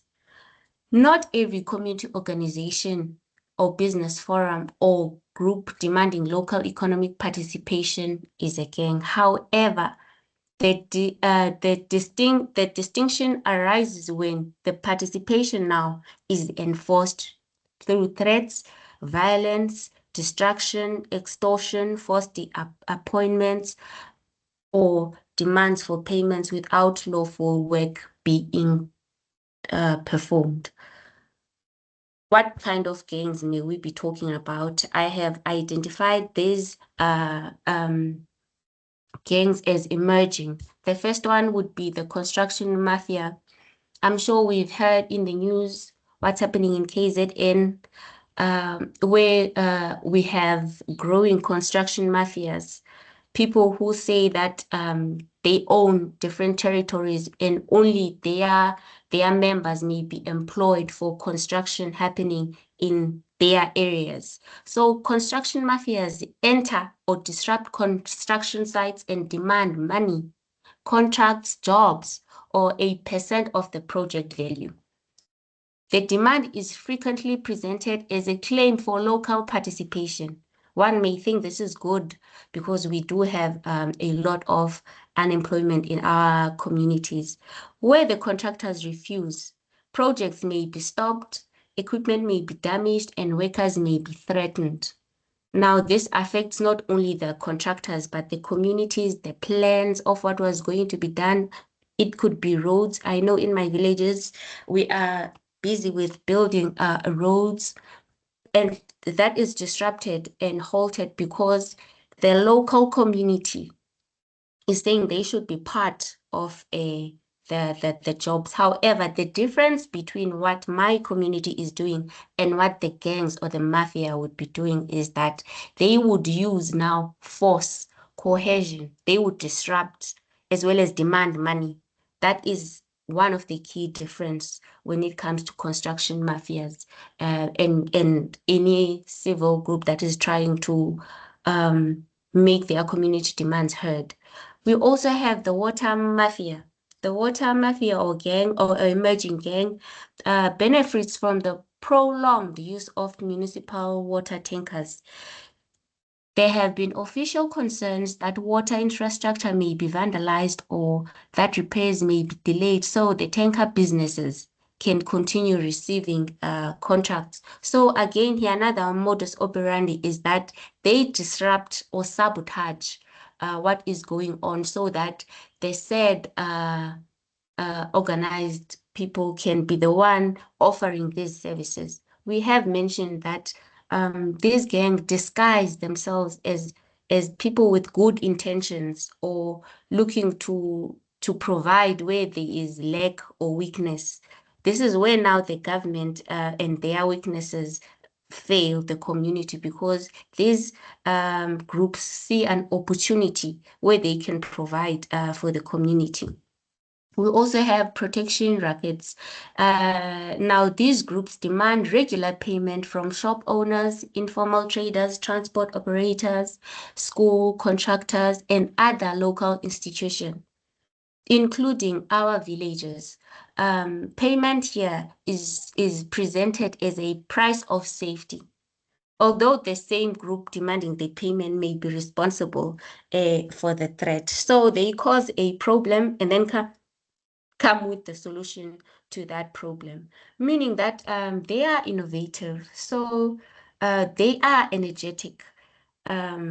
Maybe if the unemployment rate was not that much, this could be used in other areas. However, because they are with us in the communities, they come together, they organize themselves and terrorize people and make people pay for safety. So these are protection rackets or the protection fee that has been spoken about. We also have tender mafias. Tender mafias use intimidation, corruption, and political relationships to influence public procurement. We have the Madlanga Commission that is busy infiltrating and exposing some examples of these tender mafias that we have in South Africa. They demand that tenders be awarded to preferred companies, insist on subcontracting, or threaten the successful bidders. So that is the element of violence that always is characterized or characterizes gangs. We have illegal mining networks as another form of an emerging gang in South Africa. They organize unlawful extraction, processing, and trade in minerals. In 2023, we had illegal miners with police highlight and expose some of the illegal mining that is happening around Gauteng. And in order for that whole process where minerals are taken and sold, there has to be a system of syndicates, and that is successful. So that organization, there is a gang, an emerging gang and network that makes it possible to happen. These networks may recruit or involve underground workers, transporters, buyers, corrupt officials, and armed enforcers. Another and most prominent emerging form of gang that we have in South Africa is the transport-related group. The transport-related group seeks to control taxi routes, bus operation, learner transportation, delivery routes, and access to transportation facilities. So we have different associations. We have known surnames that own the taxi industry and cannot be touched by law enforcement. So that is also a kind of an emergence that we're starting to see now when it comes to gangs in South Africa. What are the key characteristics of these emerging gangs? Unlike what Dr. Philip presented above, the emerging gangs typically exhibit the following characteristics. They have a collective identity that separates members from outsiders. It could be that if we're talking about the transportation industry, the surname, their surname, if you are from that surname and own certain taxis, their certain route is used by only those people. So they have something that separates them from other members. It could be an association. Their identity may be based on the neighborhood, as aforementioned, a village, prison affiliation, business interest, political connection, or claim of local ownership. The gangs may also demonstrate continuity. Their activities continue beyond one incident and are sustained through leadership, recruitment, intimidation, and economic reward. They claim or control a form of territory. It could be transport, it could be mining. We just spoke about illegal mining, and in certain villages, protection fees. In traditional gangs, this may be a street or neighborhood. In emerging gangs, territory may include construction site, as aforementioned, the taxi routes, the municipal contracts, water delivery area, mine schools, or local business districts. Gangs rely on cohesion. The difference between any other movement or forum or group or business is that these ones have an element of violence included, whether it would be kidnapping just to get the point across or to get you to agree to their demand. Violence does not only always have to be used openly. The reputation that violence may follow is often sufficient to secure compliance. So you know what happened to so and so when they didn't comply. You wouldn't like that to happen to you, to your family, to your business, and so forth. Gangs usually have internal roles. These may include leaders, recruiters, negotiators, informants, as well as financial beneficiaries and individuals responsible for the enforcements. Sometimes the leaders are not the one enforcing what's happening in the gang, but rather there are different stakeholders in the organization. What is new about these emerging gangs? The criminal conduct is not entirely new. as aforementioned by the latter speakers. Extortion, intimidation, territorial control have existed for many years. We know that there are other streets that were or belong to certain groups and other streets that belong to certain groups.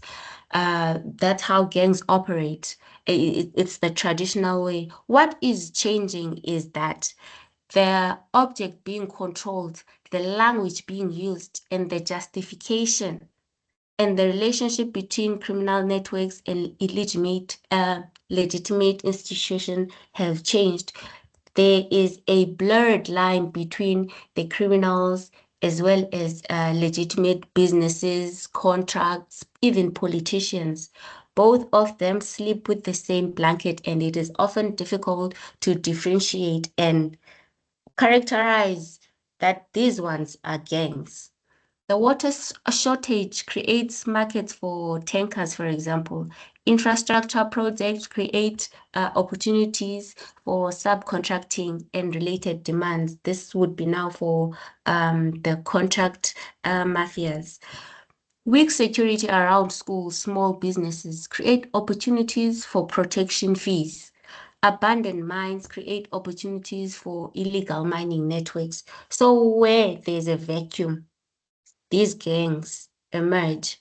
It is not a thing of generational joining that has initially been there. If my father or brother was a gang member, then I will be a gang member. No, there's an opportunity within the community and what's happening in the community. The government is failing to do certain things, including some of the economic opportunities. Then we have these emerging gangs. How do they operate, or how do they do things? The emerging gangs often begin or will start by identifying a valuable economic opportunity.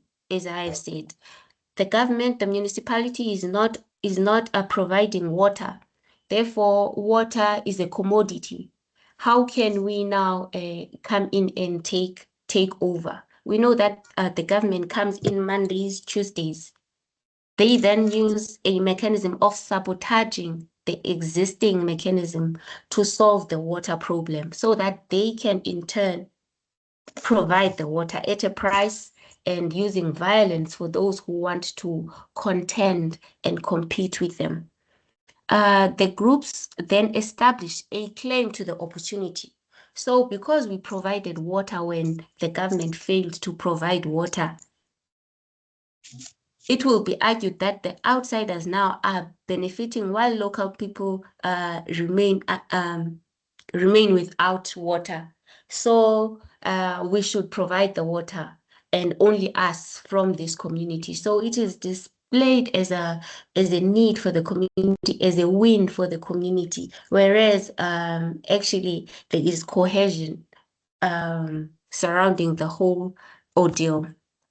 A genuine grievance may therefore be used to disguise the criminal intent. After the criminal intent has been organized, the payment now has been claimed. This continues, and in order to infiltrate the following village, the following town, the neighboring city, an example will be set by how territory was claimed in the previous opportunity. Let's say opportunity. For this presentation today, I also want to specifically touch on the rural areas and women that are impacted by these emerging gangs. The rural women carry the cue. It means that because they are the ones usually in these villages with their children, heading households, water collection is therefore their responsibility. Household food, taking care of the children and the sick may often be managed by women. Therefore, they are the main targets of these gangs. The fear becomes domestic. A protection fee paid by a small trader can reduce food transport money as well as school support at home. So on top of the grant that we are getting from SASSA or the social grants that my grandmother is getting, they have to now take a sum of that money and give it to the people requesting the protection fee. So this means that the household will then now suffer. Another thing that's very prominent in villages is that the rural silence is very costly. Distance from the police or local police, dependence on the neighborhood, and fear of gossip reduces the reporting. So this is a well-known secret that people are paying, but it is not reported officially. Masculinity is performed. Some young men use weapons, toughness, and group loyalty to claim respect where work and status are absent. So I've always mentioned that the people that will join these gangs, organize themselves, and go on terrorizing communities are not strangers, but rather people who were raised by those communities. One thing that they use, especially in rural areas, to stand out or get this power is use weapons, toughness, and masculinity where it's absent. Absent how? We already mentioned that most of the houses in the villages are headed by women and children.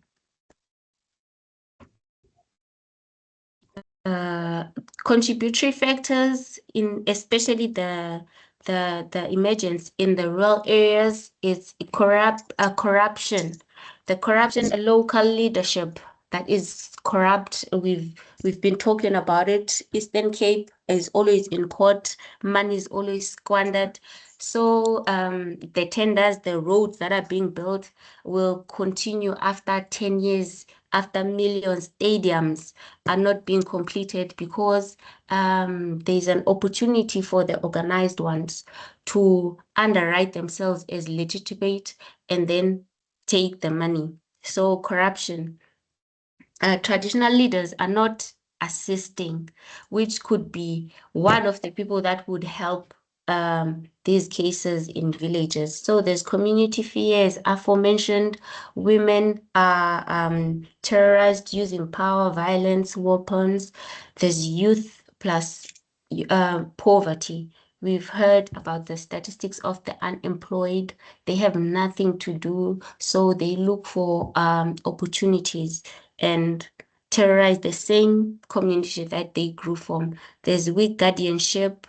I mentioned that the traditional leaders who are supposed to protect the communities, protect the young ones, schools, church operating in their communities, are the same people where these emerging gangs gain access from.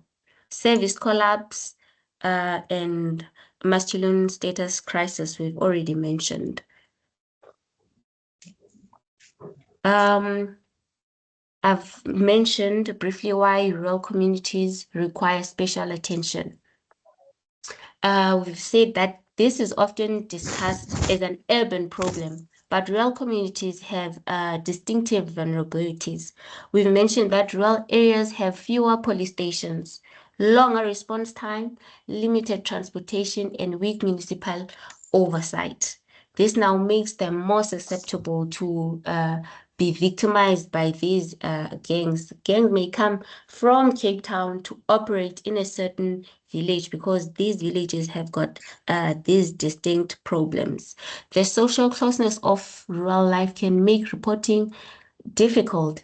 Victims, perpetrators, traditional leaders, municipal officials, and police officers may know one another or share family and community relationships. Now, this one is important because members of these gangs are known people, and in them being known, they have ties, family ties. They share the same clan with the people that they victimize. So it's a family affair that is very toxic, therefore making it difficult to officially report. A person who reports a gang may therefore fear social isolation, retaliation, or the loss of employment and business opportunity. So the next time there's a construction tender coming, you and your family will not be included or will not gain.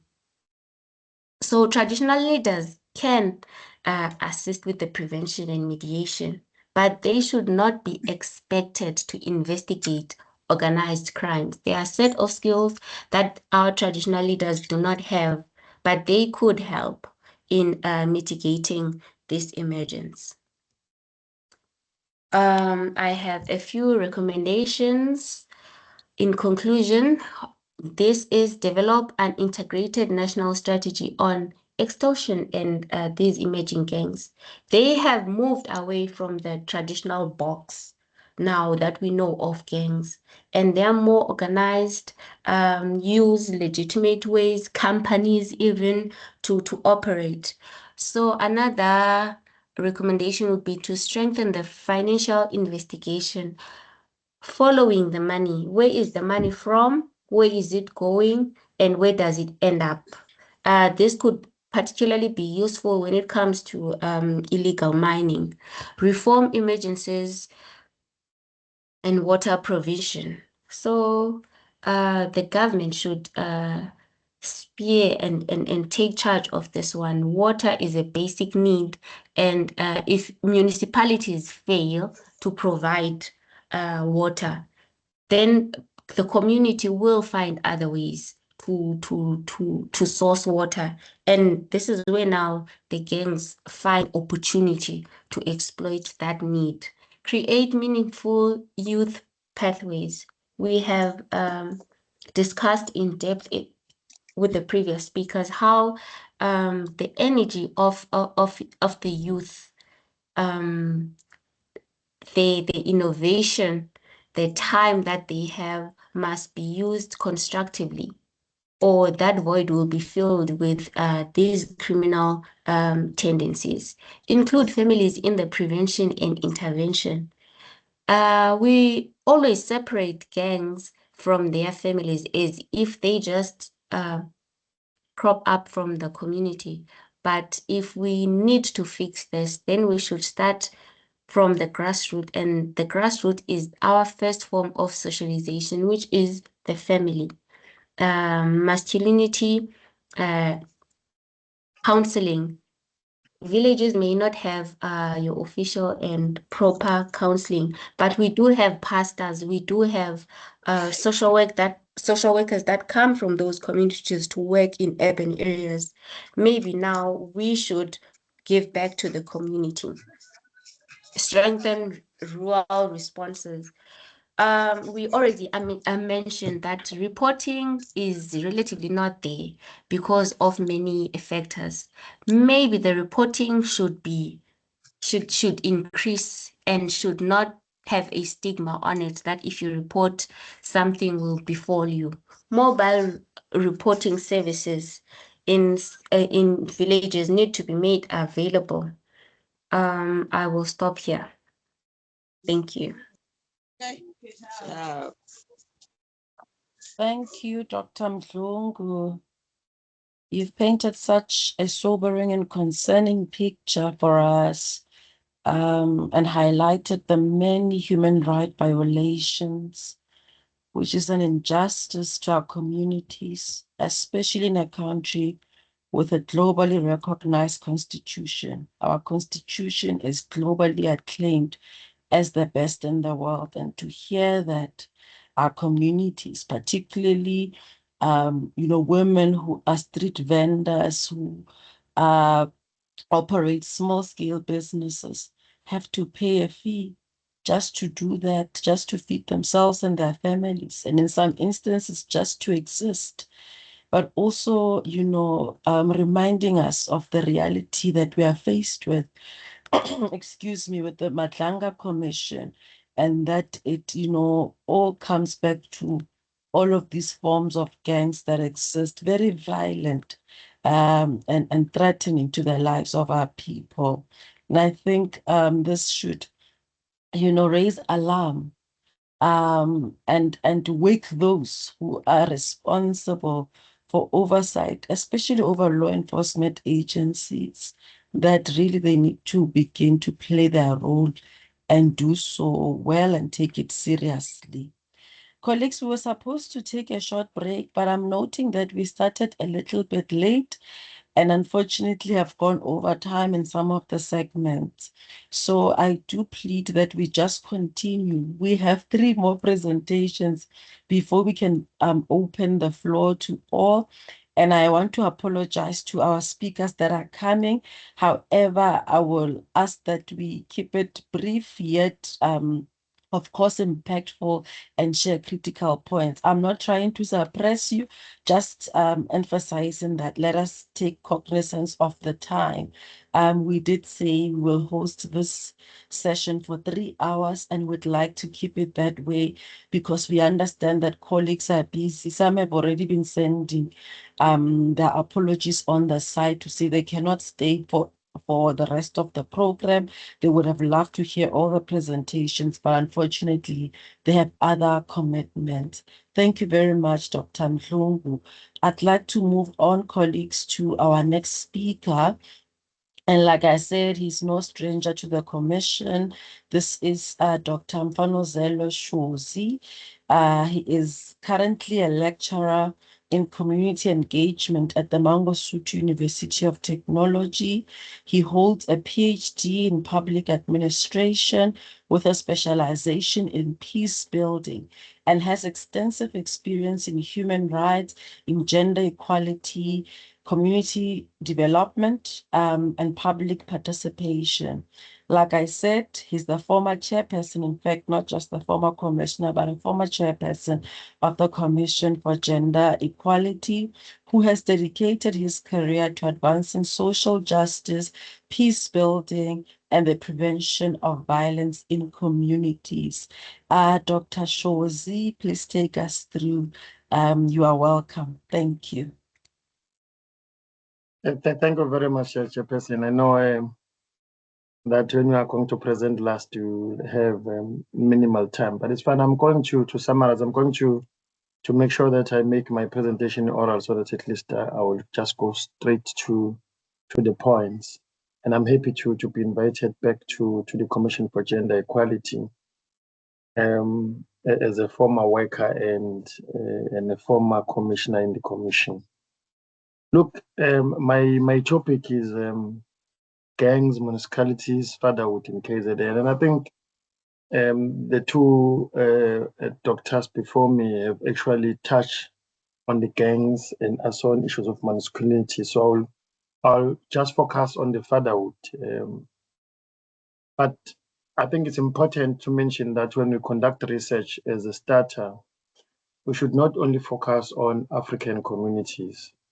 And historically disadvantaged communities. We must also learn about other communities as well. I think, can you just hold on a second? There's a noise coming through the office so that I can ask those people to just to.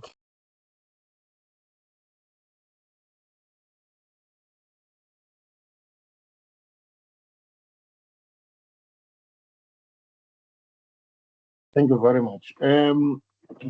I think that's one point. I'll just go quickly on some of the findings of the report because they relate to my presentation. One is poverty and maid provider and the social pressure. And I think our CGE presenter mentioned this. But I also want to mention the point that one of the critical issues now is branding of items and marketing, where it's forcing people, not only poverty, but people who have money as well, who want to sustain their lives.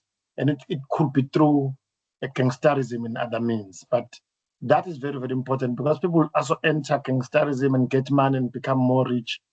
But the issue of the socio-economic issues in relation to the popular demand for them to remain rich and also for them to remain popular in their communities also force them to continue to be gangs, to continue to be entrenched in the systems where you find that there are gangs in communities. And there are different gangs. And I think Dr. Tan just before me mentioned that is not only in rural areas. We find that there are communities, there are families who are feared. In KZN, we know, we'll mention that there are families that are very feared just because they thrive on some of these things. So it's very, very important. Also very masculine as well. The other issue for me was that was raised by the report is the issue of the community violence, which is very important. And I think there was an issue about taxi violence. Even that is very masculine in nature. It's also family related, more especially in KwaZulu Natal. It's also about socialization. You know, in my studies and in one of the studies that I've conducted is around socialization, that people when they grow up they're socialized into being violent, you know.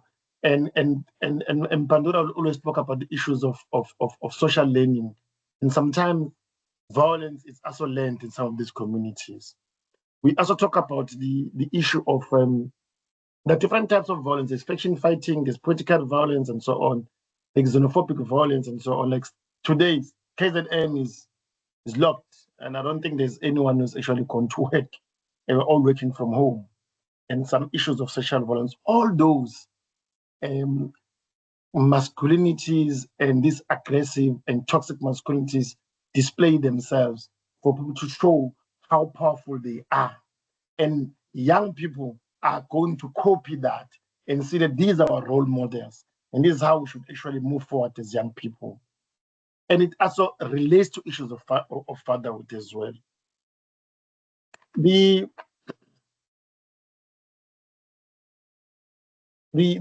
other issue for me was that was raised by the report. Just one recommendation before is that recommendation that the states that family systems should be strengthened. Then the issue for me is in the gender discourse that we have, what type of a family you want to see as society, as CGE, as universities, as communities. Are we talking about the extended family, which raised Mpanos related to see today, where there are about 10 or 15 fathers? I'll talk about the nuclear family, which I'm raising as an ordinary South African. Are we talking about the families that are actually linked to the religious sectors? Are we talking about a family that is going to actually incorporate our own democratic issues, including LGBTIQ plus families? What sort of family do you really want to enhance, to promote issues of peace and to ensure that we don't have masculinities that are toxic in our country? So when I'm coming to what I'm supposed to present on fatherhood in KZN is complex and involving phenomena shaped by factors such as the economic stability, you know, and cultural practices as well, and societal norms. The 2024, I'm a Sonke deputy chairperson. I'm acting chair of Sonke General Justice. In the report and the state of South African fathers 2024, which we co-author with the university in Cape Town, present that traditional roles of fathers as family providers has been disrupted, but yet gender social norms have not changed. So we're still expected, men are still expected to provide by society. When you read social media, you close through social media, you will hear that the expectation the society expects from men. And the economic stability plays a crucial role in determining men's parenting and involvement in their children's lives. For example, young fathers, particularly in rural areas, face a unique challenges and expectations that often conflict with their role as providers. And some even fail to provide emotional support to their own children. So we need to advocate for men's increased involvement in caregiving and to advance gender equality. And the issues of fatherhood as well. In some instances, we find that young fathers are also denied an opportunity to see their own children based on cultural stereotypes. For example, absent fathers, especially unmarried Black African parents who live apart due to apartheid laws, also compromise the issue of fatherhood. and the role that they should actually play as fathers. But also a study that was conducted by Kanile Mlondolozi entitled an explorable study of construction of fatherhood in South Africa, the case of unmarried Black African parents in eThekwini municipality, KZN. And this study found that parents still define and understand the role of a father is closely linked to masculinities, which is found in the community. So when you come to Ndwedwe, where I live in rural areas, so we are expected to perform as a father. There is a grid for you that you need to follow. You come with other things, we are not accepted to be rejected or ejected. So communities actually have their own ways of grooming fathers. One of those things is child rearing is closely associated with femininity. And you don't even need to conduct research in this. When you walk around, you go to the clinic and so on, you'll see who's bringing the child to the clinic. You'll see who mostly is taking children to school. You'll see who, when we have a meeting, will always request to actually leave the meeting because has to actually pick up the children. Yes, there are those anomalies where you find that there are men who are doing that. So that's the society that we live in. And men are expected just to provide. One factor that contributes to absent fatherhood is that of the payment of inhlawulo, because I've been asked to actually present for the case of KZN. KZN, thousands and thousands of men who have not paid inhlawulo are denied access to see their children, regardless whether they are paying maintenance or not. So those are some of the things that we need to actually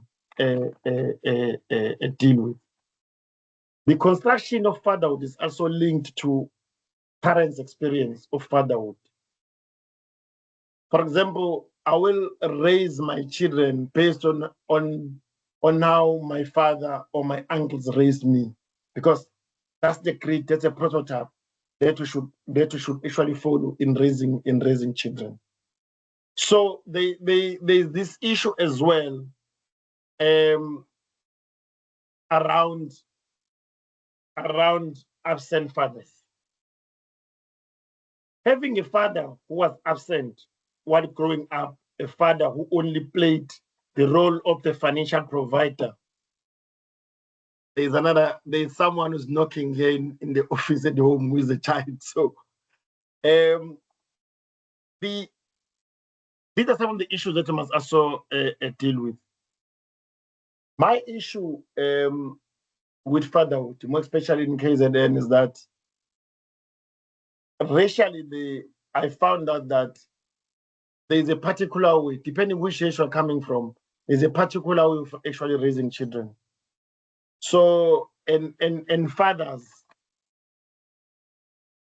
should actually learn from each other about how we should actually raise a child in 2026. That is very important. And depending how we are raising children as fathers, you will also, those have effects in terms how our children are going to actually perform when they're old, and how they're going to actually sustain and assist communities. So there is a need for all of us to actually support one another. So the other issue that women are also raising is fatherhood, where women are actually playing a role of being fathers to their own children, more especially single mothers.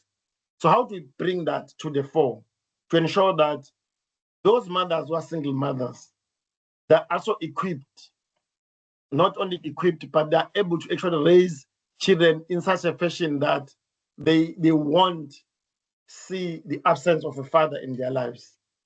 So those are some of the issues that you must always deal with. So the issue of fatherhood is also very critical, because it also relates to a number of issues. So, Chair, I think I'll just end there and just say that we need to explore more on issues of fatherhood, and exploring more. We need to also just understand other nuances that relates to race and gender in relation to fatherhood. So in KZN, mostly fatherhood is really from the African society is mostly affected by where people grew up, and some people grew up in the location. So they're affected by how they grew up in Wamashu, in Umlazi, and some people grew up in the rural areas.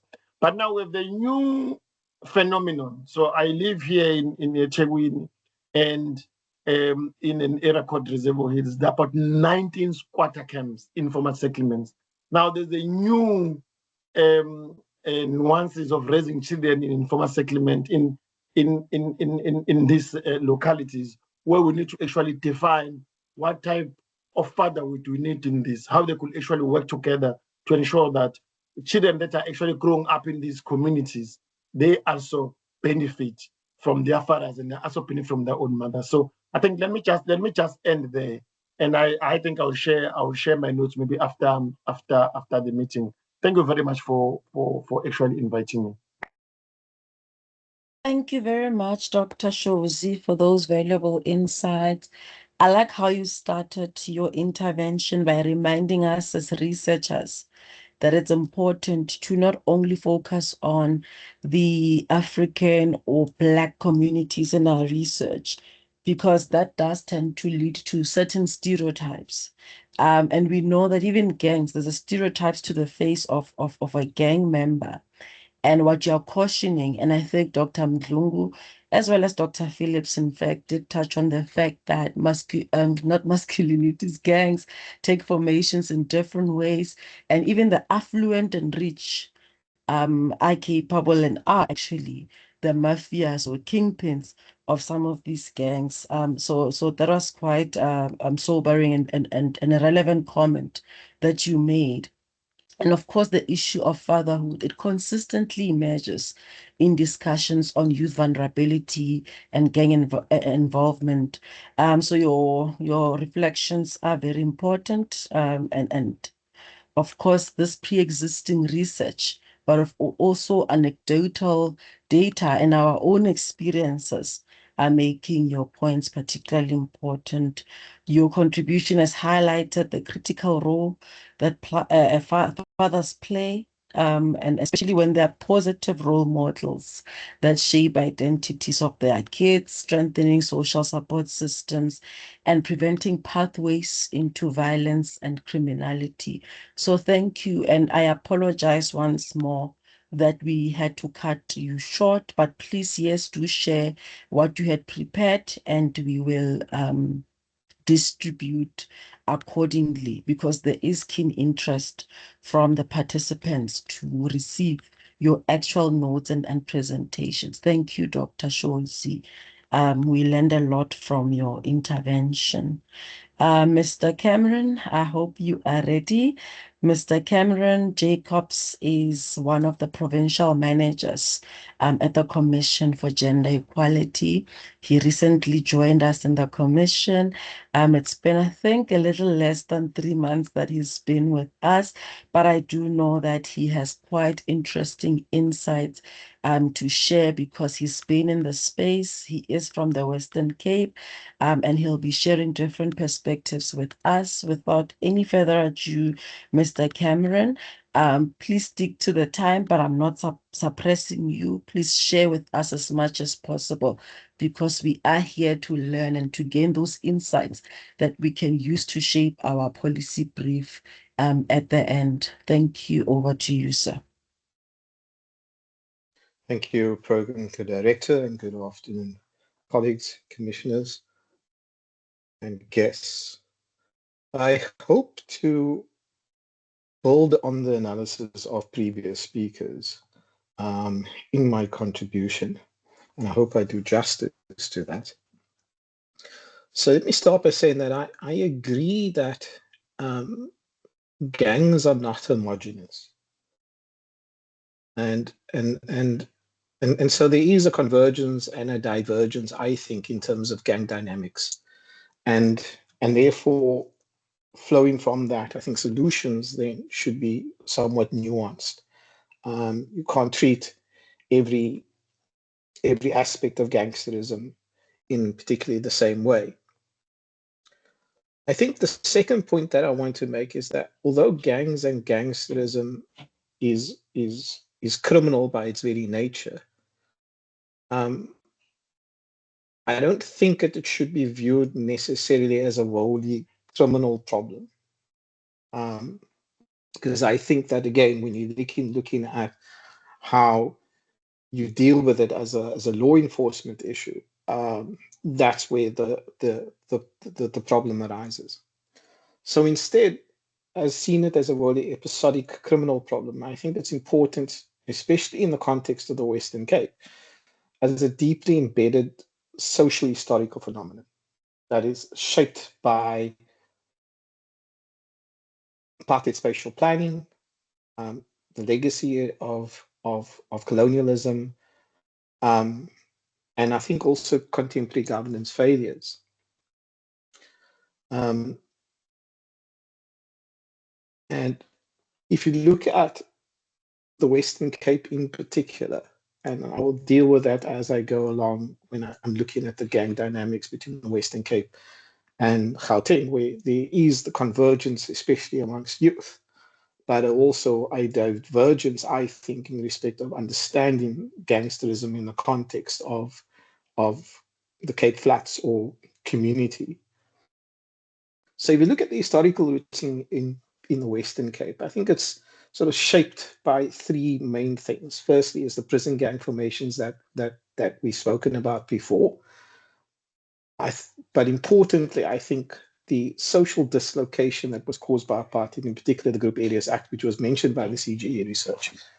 And it's that spatial dislocation that on the one hand produced mistrust, weakened social cohesion, and it intensified competition over scarce resources. But that in turn also created the socioeconomic, social, cultural, and political marginalization, which exacerbated unemployment and poverty on the one hand. And on the other, in a strange way, and I think this is sort of important in terms of the analysis, created women within the Cape Flats in particular as important power brokers. And I'll get to that a little bit later. So within the context of the Western Cape, but you could see that in Gauteng in terms of the analysis as well. So the breakdown of traditional social controls, the family networks, community norms, caused by the social dislocation. It did create fertile conditions for gangs to emerge as alternative structures. I think that's the important bit as well, is alternative structures of identity, economic survival, and protection. So understanding that, you'll see that gangs operate almost as a parallel social system that meets critical development needs of the community on the one hand, and then I think, in our contemporary situation in particular, the needs of the youth. So gangsterism is rooted not only in its history, but in a constant reproduction of inequality, continued marginalization, and spatial exclusion. And I think often we overlook the fact that gangs operate as an alternative and perhaps subversive parallel social system. And the gang dynamic is shaped by how that parallel social system manifests. So if you look at the Western Cape, it's characterized quite a lot in terms of the Cape Flats in particular by territorial disputes of community-based street gangs. Whereas if you look at Gauteng, as was said by previous speakers, Gauteng's gang dynamics is deeply intertwined with sort of more commercialized, organized crime syndicates, issues of extortion, illicit economies.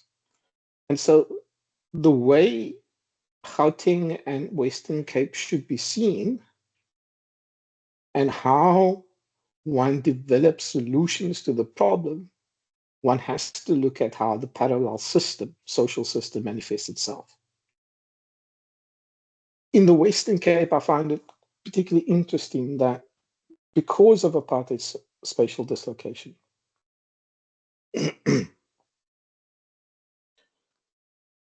women actually emerged as important power brokers through the feminization of the labor force way back during the Group Areas Act and access to social welfare, such as social grants and housing. Whereas in contrast to that, men were emasculated by the Group Areas Act in the search for secure employment that effectively reduced them, if you will, look at the sort of colloquialism of boys on piecemeal jobs in the docks and fishing vessels and building sites, whereas women, because of the clothing and textile industry in the Western Cape in particular, there was this feminization of labor force. And so women were the providers. They were the economic providers, they were the social providers within the community itself. And they became the fundamental and important power brokers, whereas men were emasculated. And why that is significant is because men then had to find a way of trying to find their masculinity. And so what sort of was created within the community was this existence of a subordinate masculinity, if you will, that was simultaneously constructed and upholds the sort of dominant notion and economic notion of masculinity. And whilst women find themselves as power brokers within the community, men had to define the boundaries of that community and create, if you will, sort of an alternative meaning to themselves within the community.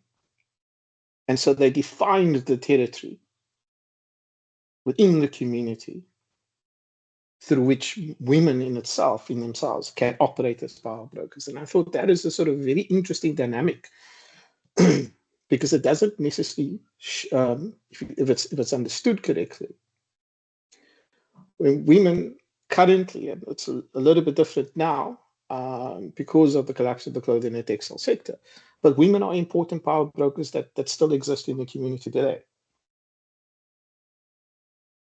So there is a divergence, I think, within the Western Cape, a sort of gang culture that compared to Gauteng is very community based. And that is why you have the kind of street gangs that still exist within the Western Cape today. But then there's also convergence between Gauteng and Cape Town in the Western Cape. So the study by the CGE showed a variety of different common themes that emerged, and it's common to both the Western Cape, especially as the youth. So it's the family structure and lack of support, which we spoke about, poverty and the main male provider role, low self-esteem, glamorization, protection, power, and status. And the convergence here is that when one looks at a variety of different research, you'll find that youth are drawn to the gangs precisely because they offer belonging, recognition, survival. And so gangs, again, for the youth, they operate as this parallel social system where they provide the structured roles, the rules, the recognition that is needed for the youth. And so the youth, they interpret gangs as spaces of recognition and identity and survival. And it's not just only about them simply shifting or drifting into them, but it is that perverse parallel social system that sort of operates within the broader social system.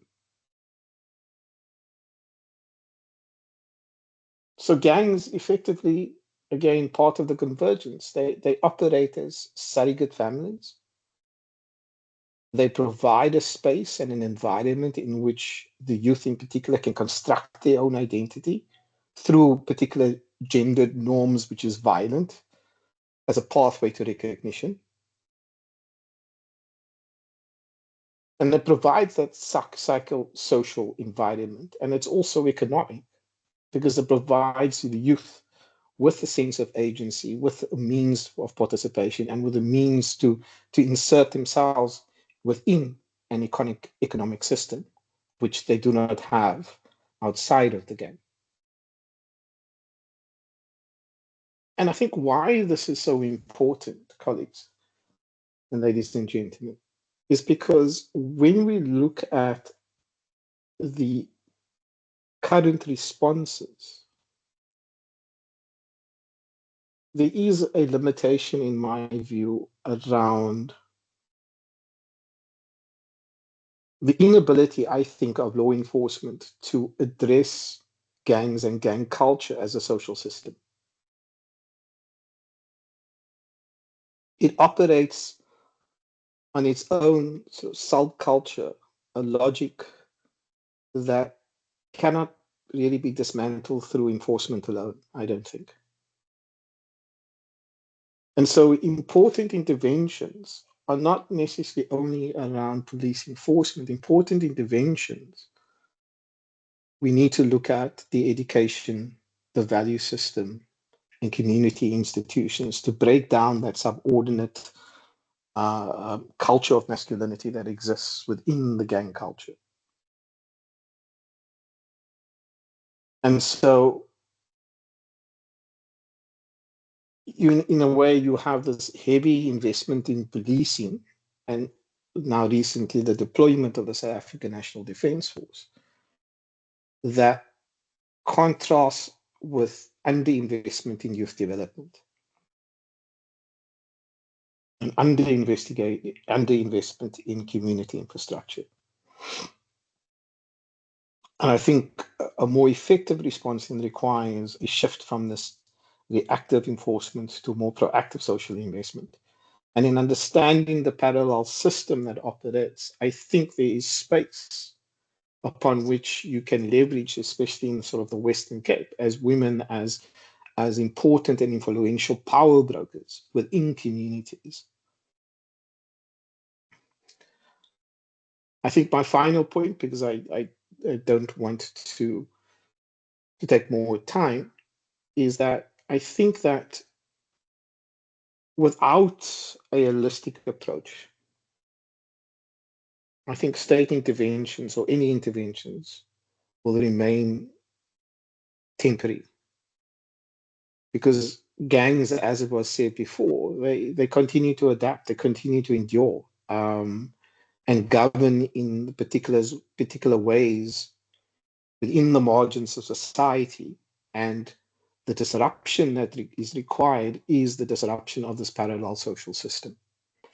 And I think a lot more research then needs to be conducted into understanding this parallel social system that operates in the Western Cape, that is within the confines of the community, and elsewhere, a social system, a parallel social system in which youth are particularly drawn to. And so I hope that sort of my alternative analysis of understanding the social system of in which gangs operate can actually contribute to finding solutions at the policy level. I thank you, colleagues. Thank you, ladies and gentlemen. Thank you, Mr. Jacobs, for those interesting contributions and for that piece of a history lesson around, the breakdown in families, the shifts in gender roles, and how men felt emasculated and women taking on the provider role, and how young boys and men found solace and identity in gang formations because of the displacements and forced removals that did happen. So that historical lesson that you provided and linking it to the reproduction of inequality, and that, gangs still exist today because they seem to be fulfilling a need.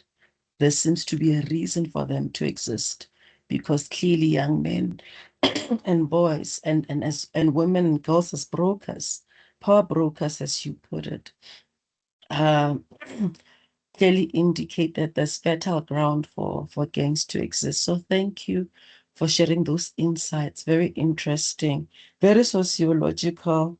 As for some reason, at some point, I felt like I'm in a sociology lecture hall, but I'm feeling very stimulated in the same vein. So not to say you sounded like a lecturer, but more than anything, it was very insightful, very educational, but also you put forward policy recommendations, programming recommendations that we can begin to think about and incorporate in our work going forward.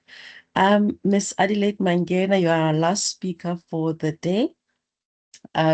It's people like you that make our lives very difficult as program directors when you do not send your bio as I had requested. But I know that you are an astute social worker.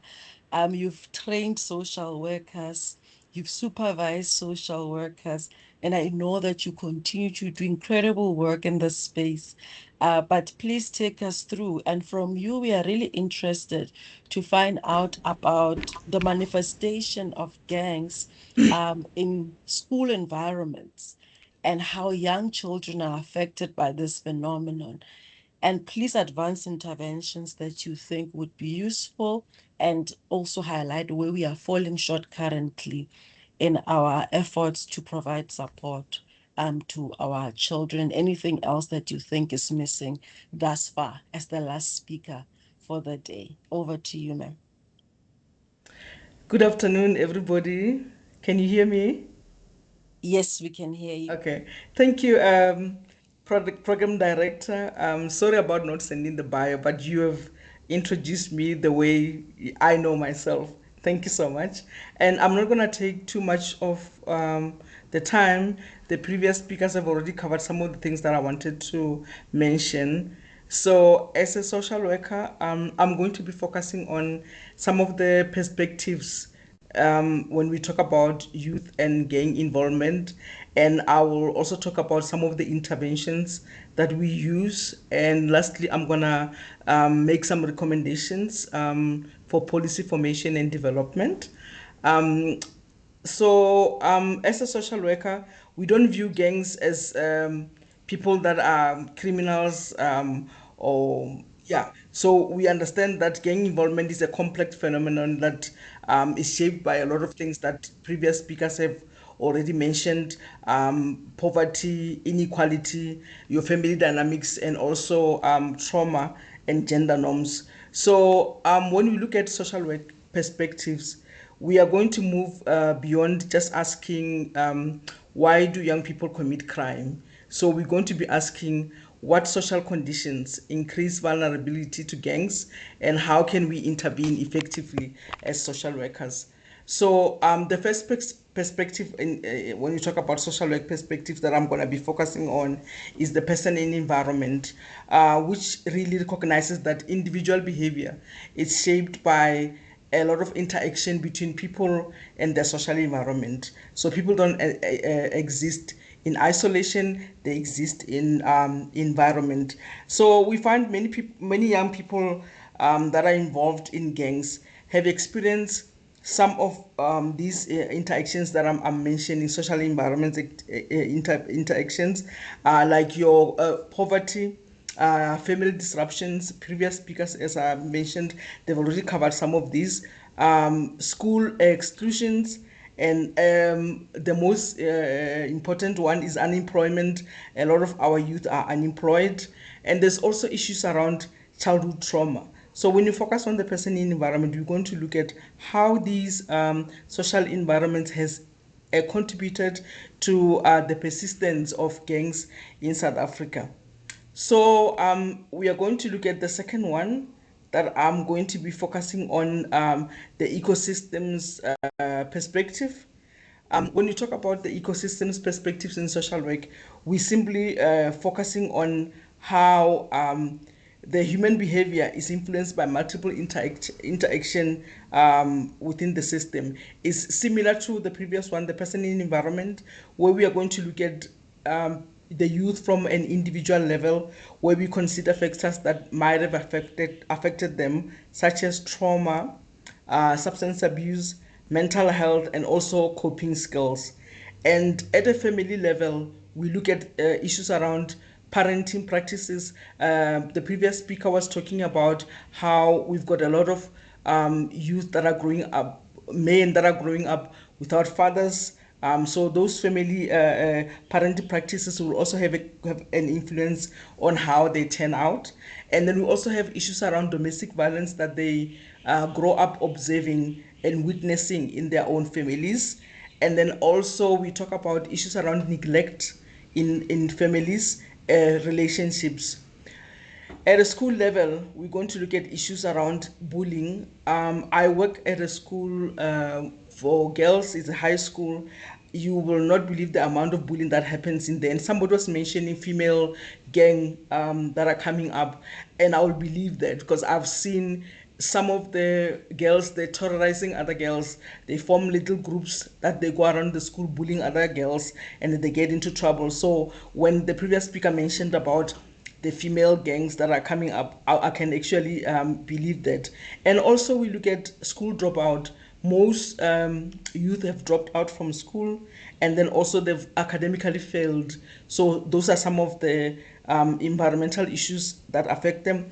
And then at a community level, we're going to be looking at, we're going to be talking about issues around neighborhood violence. We all know that there are neighborhood that where when you go there's violence, there's always fighting, and then also there's unemployment and lack of recreational opportunities. You will find when you walk around those communities, young people are just sitting around smoking, maybe even gambling or doing things that will not even bring them a brighter future. So lack of recreational opportunities also can result in them resulting in to becoming gang members. And then at a societal level, we examine issues around inequality, social exclusion, and historical injustices, and some of the government policies that don't really favor our youth, which some of the previous speakers have already touched on that. And I am going to be focusing now on the strength perspective, which is one of the perspective that we use in social work. When we talk about the strength perspective, people always say social workers must always be nice, which I don't understand why what they're talking about. But when I talk about this, you will understand why. We don't only look at gang members being offenders. We look at them as people that have got strength, that they are not utilizing them accordingly. I will mention some of the strength that we, as a social worker, if you are working with people that have been gang offenders or that are becoming gangs, you can really look at and identify. Some of those strengths, we look at leadership. They've got, if you look at how they can organize each other and go and commit some of the crimes that they do and go and do the stuff that they do, there's a lot of leadership skills that is used in a very negative way. And also there's a lot of resilience. I spoke about trauma that they experience. There's a lot of resilience that they go through, and that will make sure that they survive in this gang organized issues. And then also there's issues around loyalty. They are very loyal to one another. They make sure that whatever that is discussed stays within them, and they support each other. They are very loyal. So they've got loyalty skills as well. And then they've got problem solving abilities that they're not even aware of. They find a problem, they go and attack somebody, they go and attack somewhere, even though it's in a negative way, but they don't realize that they've got good problem solving abilities. And then also they are very resourceful, how they identify where they're going to attack next, what they're going to do next, who they're going to terrorize. So if you look at that from a strength perspective, they are very resourceful. And these qualities help them to survive in difficult environment. So the question that we should be asking ourselves is, how do we transform these survival skills into life skills? Okay, so when you work with such people as a social worker, you need to actually be tapping into what they are using as positive skills, but now they're using them in a negative way, that we can turn the survival skills that they're using into life skills. The last one that I'm going to look at is the empowerment and resilience. This is the central to social work. We don't work with our clients so that they can depend on us. We teach them how to solve their own problems. Many gangs and youth have experienced repeated failure and rejection. Some of them, nobody ever talks to them about, you are good at this, you are good at that, you can do this, you can do that. As a social worker, your role, it will be to build their self-esteem, to help them improve their decision making, and also to work on their self-confidence, because a lot of them that become gang members, they've got low self-esteem and low self-confidence. So you'll be working around that, and then making sure that you empower them, and then also you'll be developing emotional regulation. When they've experienced trauma and domestic violence within their families, some of them grew up without fathers, they've got a lot of anger and a lot of resistance to help. So you're going to be working towards developing emotional regulation, and also strengthen their problem solving skills. Like I've mentioned before, those are survival skills, but you can turn them now into life skills. And then also, as a social worker, we need to work towards increasing educational opportunities, making sure that there are no youth that are just standing around the corners and not doing anything useful. And then also, something that can be done is to create pathways to employment, so that I know it's a big issue in South Africa and also over the world, where there's a lot of unemployment that's happening. But if there could be a way that we can increase employment, we will find that we will empower these youth not to do what they are currently doing, which is joining gangs and doing all of that, but becoming better members of society. Social workers can also focus on resilience, which, as I've already mentioned, people that have been through trauma and observed domestic violence and all of that in their own families, they are resilient. So you work towards building that resilience in a most effective and long-term prevention strategy. I'm going to talk about some of the social work interventions that we use at a micro level. We focus on providing counseling, trauma therapy, and we also focus on providing substance abuse treatment.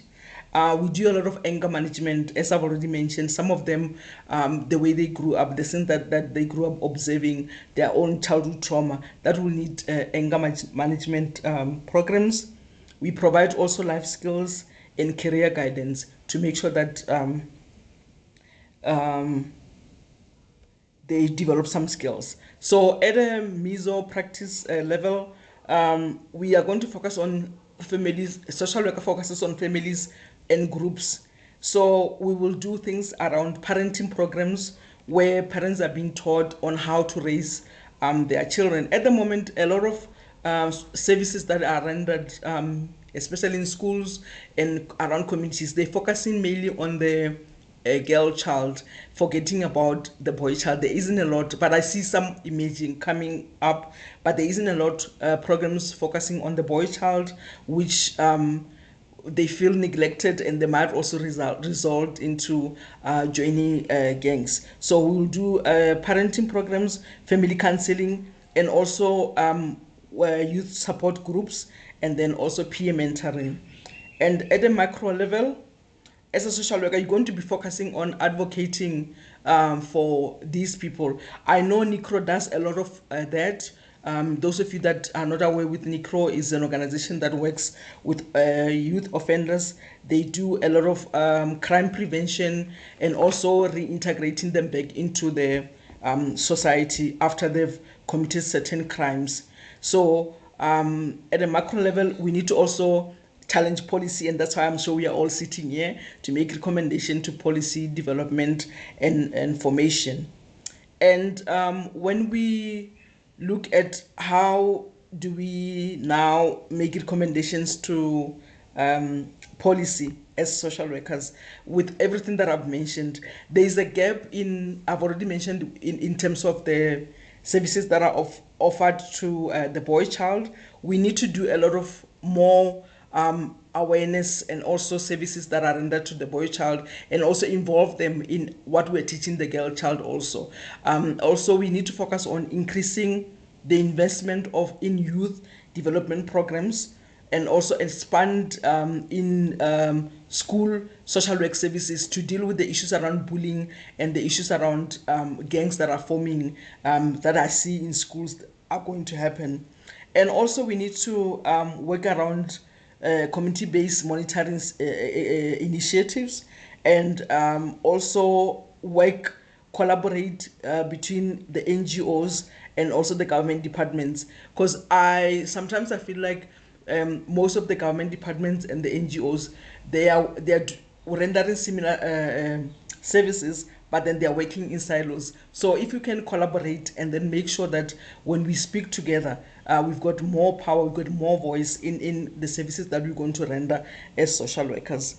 And then also, the last thing that I wanted to say is also work around issues around employment. I know we don't have powers to give our youth employment, but if we focus on making sure that there's recreational services, the youth are employed, they will it will eliminate them now just sitting around and not doing anything, and then also resorting into becoming gang members. So, like I said, I'm not going to take too much of the time, but I'll send the presentation to Naledi, and then she can distribute to all of you. But in conclusion, I just want to mention that youth gang involvement is not simply about crime. It reflects deeper issues of inequality, exclusion, trauma, and harmful gender norms. So social workers understand that lasting solutions requires more than policing.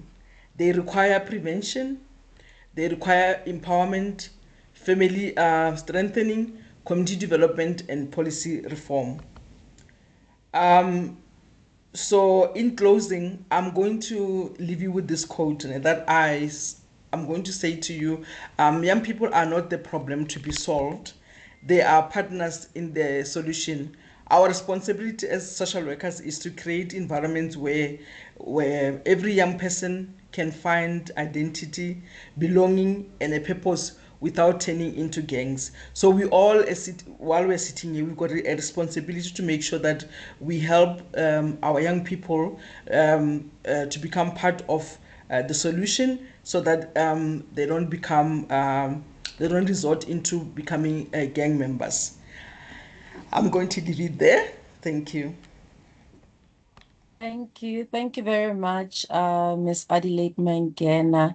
And thank you for keeping it brief as requested. And you've shared with us the various interventions and approaches that exist from the social work perspective. And I really, really like that strengths perspective or strengths approach that speaks to rechanneling the positive attributes of young people that would, for example, be used negatively in gang involvement towards positive outcomes. And I like how you also spoke about how we problematize the girl and the body of the girl, and therefore channel all our interventions towards her as though she's the problem. But rather, it is important that we are responsive and inclusive in all of our interventions, including towards children who are queer. And I'm also appreciative of you sharing around, some of the programs that are being implemented by social workers. And just to say that, we have very few social workers in the country. We know there's a need for social workers, but these interventions seem to be less visible because we have a shortage of social workers that are unable, they do not match the need that exists in society. And social work itself as a profession is undervalued. Social workers are not paid very well, vis-a-vis the kinds of, the type of work that they need to be doing in our communities to bring about change, to help us see the strengths that we possess as community members. Thank you so much for that. Colleagues, I will need to steal a bit more of your time. At this point, I'd like to see hands, if there are any hands that would like to go up to raise questions or make contributions to the presentations as they have been made, because I do note that in the chat box, colleagues have already started posting there. I do not see hands, so I'm going to read a few of the questions. I see the chat box have also been used for networking, which is positive. Okay, I see a hand by Tamsanga Makubela. Over to you. Please keep it brief. Thank you. Thank you very much. I appreciate this session and the invitation, and thanks to all the presenters. My question is around the gangs or members of gangs that you have perhaps worked with or come across. Anyone in this session? Are any of those that are graduates?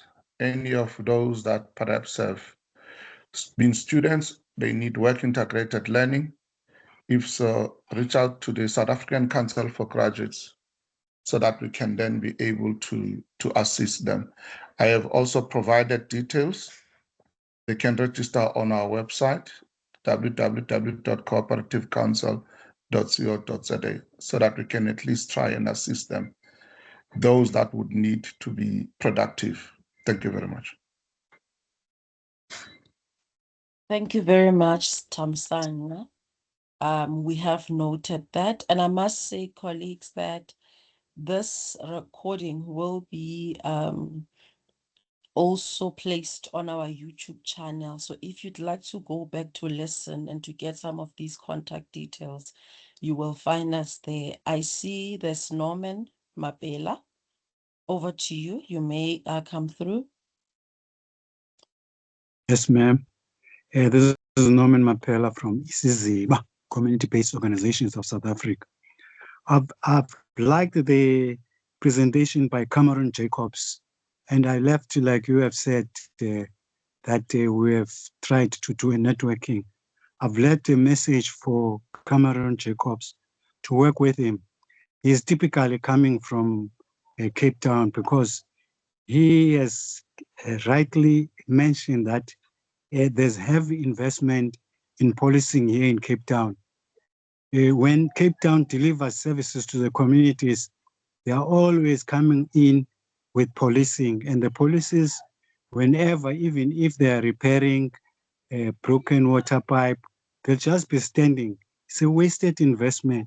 We need investment on social investment. Here in Cape Town, what we have done, we have taken a stewardship of an abandoned school, investment, a stewardship by community. We're using that school as an advisory and resource center. We've engaged the municipality. In terms of the law, the municipality has got to work in partnership with the community. And added to that, they have to resource the communities. So we are working on the project, and we are making an invitation to Cameron Jacobs.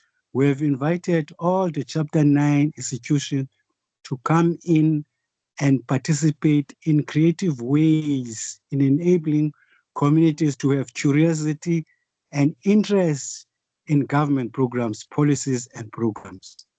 So in a way, we welcome this presentation, and we are saying the time we need to go beyond dialogue. We need to be practical. Action is needed, because even gangsters are in action. If we continue to talk and not do action, they will expand. So we need to take action together with government. Only now the Human Rights Commission has come in to respond to our invitation to say, let us meet, because the community wants to work with the Chapter 9 institutions in building cases where government is failing to enable communities to participate, to build cases with the Equality Court, to get orders to enforce government and government departments to work with communities. That is my contribution. Thank you. Thank you very much, Norman. I can promise you that you are speaking a language that Cameron loves and understands, and he will definitely get back to you and seek ways to collaborate, because indeed he's the provincial manager in the Western Cape. There are questions in the chat box. I will read them and then give an opportunity to our panelists to take them just briefly. Please, colleagues, we are out of time, and I understand those who are jumping off. There's a question to Dr. Shozi, and it says, and others as well. Do we have absent fathers, or do we have chaste or unneeded fathers? We need to ask new questions. Another question, it is also directed to Dr. Shozi. It says, with regards to the relationship between parents, how does the method of conflict management impact the extent of the role that fathers play in the lives of their children? Very interesting. And then I want to appreciate the reports presented to us today. They are thorough and they make it clear that these illnesses and social harms are growing instead of declining. If we truly want to start eradicating the pathway of young boys becoming masculine gangsters, we must begin at the grassroots. And when we speak about grassroots, we must refer directly to the school environment. As Dr. Ashwell highlighted, his research shows that boys as young as 8 years old are already being drawn into the world of gangsterism. As much as we, the community, are filling the gaps, government needs to adopt an inclusive and proactive approach and strategy. It is sad to see how we have already lost a generation, and that is why it is so important that we take hands for the generations to come. It continues, we also need to be honest and real about the system that is supposed to assist. We have social workers assigned to schools, yet the numbers do not match the need. We fellow or we follow rather, apologies, the correct process. We file a Section 22 form, and yet that process is delayed for 3 months, sometimes even a year. By that time, that 8-year-old boy has already been modeled into a cruel network. That is how we lose our children. The system has holes, and those holes need to be fixed if we want prevention to be meaningful. And the colleague leaves their contact details there. I'm seeing another comment that says, I am extremely interested in all conversations, especially what was presented by the first 3 speakers on research done. Secondly, I'm an expert in my own capacity, designing programs and training material, educating youth workers or leaders, and on how to understand gangsterism, its recruiting techniques, how to avoid the pool and develop their own prevention programs. Currently trained a team of Metro Police, which is great, in the Mitchell's Plain in the Western Cape. And the colleague would like to appreciate to be more involved in research and a strategic platform such as this one. Colleague, do leave your contact details. We will talk. Even this policy brief, we will circulate because we want your input so that it is comprehensive and speaks to exactly what came out of this, the rich discussions that we've had. More appreciation and comments, as well as more networking. There's a question, how can I as a young man contribute to the long-term solutions discussed throughout today's discussions? How can I help my peers feel more empowered? A very crucial question, being asked, and there's one that says, check out our organization, the Character Company. We do long-term mentorship with fatherless boys or boys growing up without a positive role model.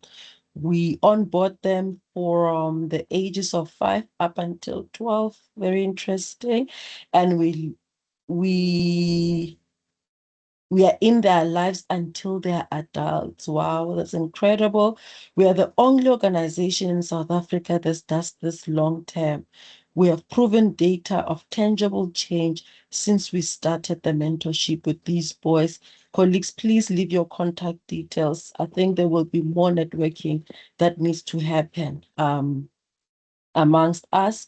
And then there's a comment that says, today's dialogue has shown that gangs continuously adapt from learning from weaknesses in governance, the evolution from the street gangs into construction mafias, water mafias, transport mafias, and other organized forms of opportunities emerge. I wonder what mechanism enables South Africa's protective governance to learn just as rapidly and continuously. If we don't have such a mechanism in the real policy, is the real policy gap no longer simply the absence of coordination, but the absence of recursive policy writing methodology, potentially supported by AI, that continuously interrogates self-producing, self-reinforcing assumptions that ensure that gang violence persists. And despite the proliferation of policy intervention, apologies for butchering the English. I am in such a hurry, and instead rewrites protective governance while keeping human decision makers fully accountable with a human in the loop approach. Oh, very interesting comment. Another one. Good day. We are from Moving Pty Ltd and work nationally in schools to address and equip schools and learners on national school safety framework, anti-bullying and anti-gangs. We would love to get the presentations and any clients to work with us, and they've left their email address. Let me go down quickly to see, okay, there aren't any more comments or questions. So appreciation to all of you presenters and speakers today have come through from various participants, and there have been questions that have been posed. Colleagues, please just come in. Our panelists, if you have a comment or a response to any of the questions that have been posed. I've seen Dr. Shozi, there's been specific question asked to you. Some have been comments, but our speakers in no particular order, briefly, please come in and leave your concluding remarks so that we can usher in our commissioner to formally close the session for us and forge a way forward. Any takers? Thank you.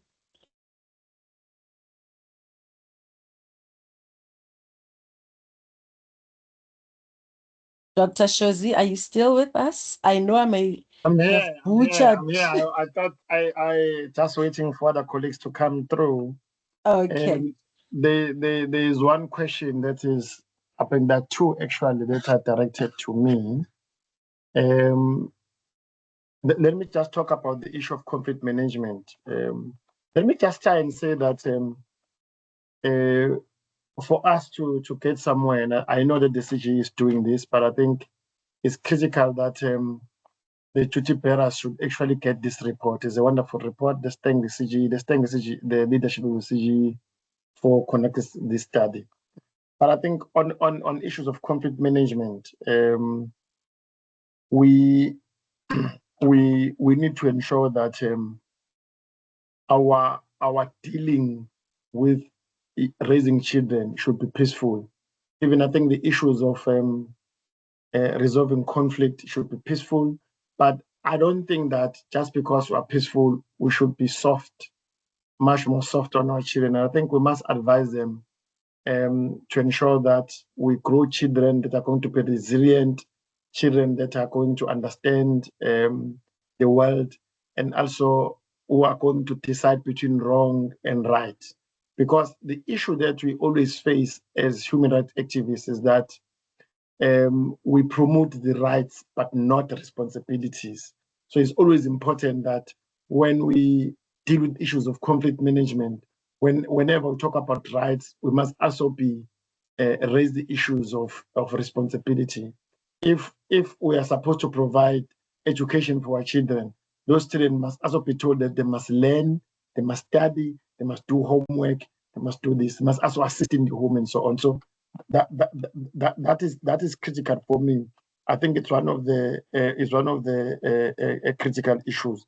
And there was I can speak a lot about some of these things, but there's the issue about, do we have absent fathers or we have chased or needed fathers? It depends. I'm speaking here, and I don't think that when you go to Westville today, you have about Westville prison, and you'll find that 90% of people are there are men. It means the sinners are men, but there's also that 10% of women who are also incarcerated. So in answering that question is that most of the fathers, they are absent because they don't want to support their children. But that 10% as well, I'm the chairperson of the men's sector in KZN. So we also engage men. There are also issues that women need to deal with in relation to engage with men. You know, more especially when it comes to issues of maintenance. You find that men are paying maintenance but not allowed, and I've raised this point, are not allowed to see their children. And sometimes we find that they're the only ones who are contributing, and the other parties not contribute. But I'm saying a preamble that is only happening maybe on 5%. The majority of people who are violators here are men. So for me, that is critical. So do we have absent fathers, or we have chased or needed fathers? So and I think it's a question for that we need to actually engage and definitely deal with. I think for me that those are the two questions. But I also think that now it's time for as well to hold non-governmental organizations accountable, especially even those, and I think the CG has that power, those that are getting money from social development, just to see what are some of these things that they are saying they're going to deal with, and they can. So even the judiciary, and I think must also be held accountable when they're not doing well. Thank you very much. Thank you, Dr. Shozi, for that response. I see two of our panelists have their hands up. Benaya, followed by Dr. Mdlungu. Over to you. In fact, when you were all quiet, I thought you must have butchered my way through the comments, because I was racing through it and it wasn't making sense. And I thought panelists will say, we want to participate, but ma'am, it's you who's at fault. You did not read properly. But over to you. Thank you. Thank you. I wanted to answer Ahange Gana's question regarding the long-term solutions and empowerment of peers, how as young people we can approach that. I think firstly it's the way we conduct ourselves. Any action we take, I guess the people around us can see it and it impacts them. A way that I've been able to attract my peers toward my ideologies through the way I conduct myself regarding that situation. So I think that's the first step you can take.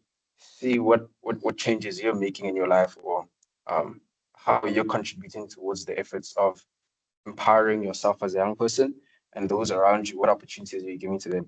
But also, I guess it's service. How do you serve your community? Whether it's at a church or in your tertiary institution if you're there, or your high school if you're there. What are you doing to improve those spaces? One of the panelists mentioned that, or if not a panelist, then someone who had made a comment or a remark mentioned that, the importance of actually acting on what is discussed. Nothing will get done if nothing is done. You don't take steps active steps to do something, then all the discussion and the planning and the conversations are further, they mean nothing. And then I just wanted to say to Dr. Shozi, I don't think my question was quite understood. It wasn't with regards to the relationship between parents and children, but rather how the relationship between parents, between mother and father, will impact the role that fathers play. So, with the example, I guess you made of child support, um, how do I guess even the poor conflict management between parents, if there's grievances between them or negative emotions between them, is how does that strongly impact the children and the relationships and the role that a father will play in the lives of that child? Thank you. Thank you, Dr. Mdlungu, and then Tabani. I think we should leave it there then, colleagues, so that we can welcome Commissioner Nomvungu to come in. I'm sure there are people who want to hear him, but now, because of time constraints, some are already leaving the platform. Dr. Mdlungu. Thank you so much, Naledi. Mine is very small, and maybe I'm not sure how practically we could do it, but maybe if we would go back to our roots as mostly the African people, where a father figure doesn't have to be someone who's biologically linked to you, where a man in a community that is older than you can reprimand you from the ages of 8, and they themselves are acting in a manner that's exemplary, which is your exemplary behavior for households that do not have father figures. There is a huge difference when you go back to our villages, how some communities are still practicing, where you can't stand with your boyfriend and girlfriend in the middle of the street when an adult is coming, because they will reprimand you. They are your fathers, they are your mothers, even though they didn't actually give birth to you. So maybe if we could go back to those norms and values as the people, there could be some changes. But one of the biggest problems that we are starting really to grapple with is the service delivery failure. That is one thing that is making all these other things be exacerbated. But as the people, what you as an individual in your own corner can do is maybe to be exemplary to these young and upcoming children, to reprimand, say no when you see something, and not live like how the Westerners and the Europeans are living. Maybe if you could go back there to the Ubuntu, you'd know that you wouldn't hurt me, your neighbor, your villager in the community for the sake of economic well-being or opportunities. Thank you, Dr. Mdlungu. Tabani.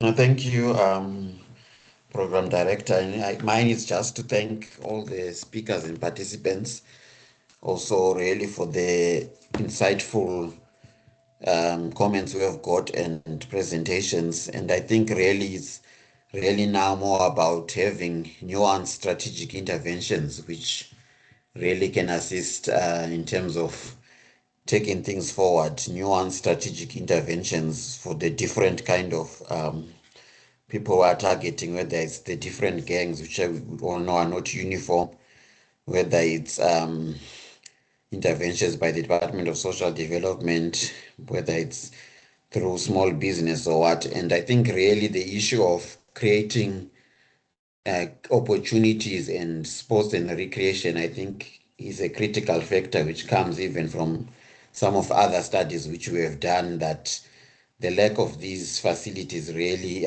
creates challenges. And I think hopefully some of these can be addressed. Thank you. Thank you, Tabani, and thank you to all our panelists who responded, but also those that participated. Your presentations were brilliant. At this juncture, I'd like to invite Commissioner Nomvungu to kindly do the closure as well as the way forward for us. Over to you, Commissioner. Thank you so much, Naledi. Good afternoon. Is it afternoon already? Thank Yes, you it's so already much. afternoon. Thank you so much for this insightful webinar that you have organized all three provinces. I want to acknowledge the speakers, the planners, those who work behind the scene, and all the participants and attendees. So as we come to the close of today's gathering, I want us to pause for a moment, or even to think about or to remember the names and the faces and the dreams of those who lived, whose lives have been stolen by gang violence. Behind every statistic, there is a mother.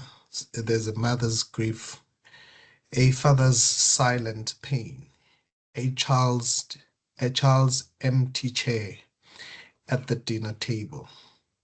So gang violence is not just a crime problem. It is a community crisis. It thrives where hope is scarce, where opportunities are few, and where fear becomes a daily companion. Violence and masculinity is deeply entrenched in apartheid system, especially such as spatial planning and intentional exclusion from urban residents or industrial participation.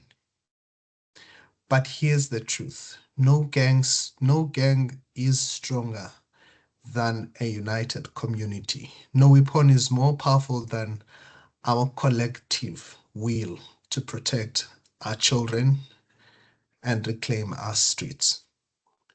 We need present fathers, functional family unit systems that will continue to champion moral and justice values. It is evident that government departments are falling short in interventions and prevention programs. It's clear that the current existing programs are fragmented and not targeted to the needy communities, such as employment opportunities, skills, and psychosocial support that must be offered to these communities. And so we call upon those who are implementers of these services to think beyond their annual performance plan, their strategic plan, but to think about those who are in need in these communities and begin to prioritize the townships, the rural areas where this scourge is more prevalent. Today cannot be the end of this conversation, and this conversation is very important. It must be the beginning of a much more needed conversations to come. The government, together with communities and community leaders, must ensure that a conducive environment is created to ensure that communities speak up when they are in danger or when they see dangers, stand together when fear tries to divide them, support initiatives that give our young people education, mentorship, and safe spaces. But more importantly, begin to hold our leaders accountable for policies or policy failures that should protect and not neglect our communities. Some may see this as a humongous or a big problem, and and indelible or deeply rooted in our society? Yes, it is. But history has shown us that change begins when ordinary people refuse to accept the unacceptable. We cannot wait for someone else to fix our communities. In fact, we are that someone else that we're waiting for. I want to leave you with the following vision: a community where children walks to school without fear, where laughter replaces gunfire, where every young person believes in their future, believe that their future is worth fighting for. And as we leave here, let us leave here not just with heavy hearts, after hearing all these nitty-gritties and how indelible this problem is in our society, but with a strong determination that we as communities, if we stand together, we can put an end to such a scourge. Let us be the generation that says it is enough. Genoeg is genoeg. So today we have done just a webinar, but more work needs to be done within these communities. And it is through ordinary people, it is through these organizations that have expressed an interest to collaborate with government and Chapter 9 institutions. It is ordinary people that are seeking information that must be educated to begin to lead in the prevention and the interventions that are much needed in our communities. And so I want to say thank you for offering your intellectual property, but it goes beyond than what we have just done today. It goes to implementation, implementation, implementation, and implementation for us to save lives. And I thank you. Thank you, Naledi. Thank you very much for that powerful closing, Commissioner Nomvungu. Colleagues, we have come to the end. We are noting the questions that came after we had closed. And as I said in the chat box, let us continue the conversation beyond this platform. Benai is a young man. He needs to be answered on that question around conflict between parents. And I've seen more questions really trickling in. So let us continue outside of this. And it's a lesson to us that next time we should allocate more time so that we are able to exhaust issues. And I like the call to action that we must move beyond dialogue. I think South Africans are tired of talking, but as we promised, this will end in a policy brief, and we are going to use that document alongside the research report as an advocacy tool to hold those who need to be at the forefront in terms of government, but also civil society, accountable in the work that they do to ensure that we shift the needle and we begin to see progress, creating safer communities and healthy masculinities for young men and boys that are coming in the future. Thank you all for your audience and thank you for your patience, allowing us to go over time. Our speakers, I cannot emphasize enough how grateful the CGE is for your contributions in today's session, as well as all our participants. Thank you, thank you. Colleagues, have a great day further. Goodbye.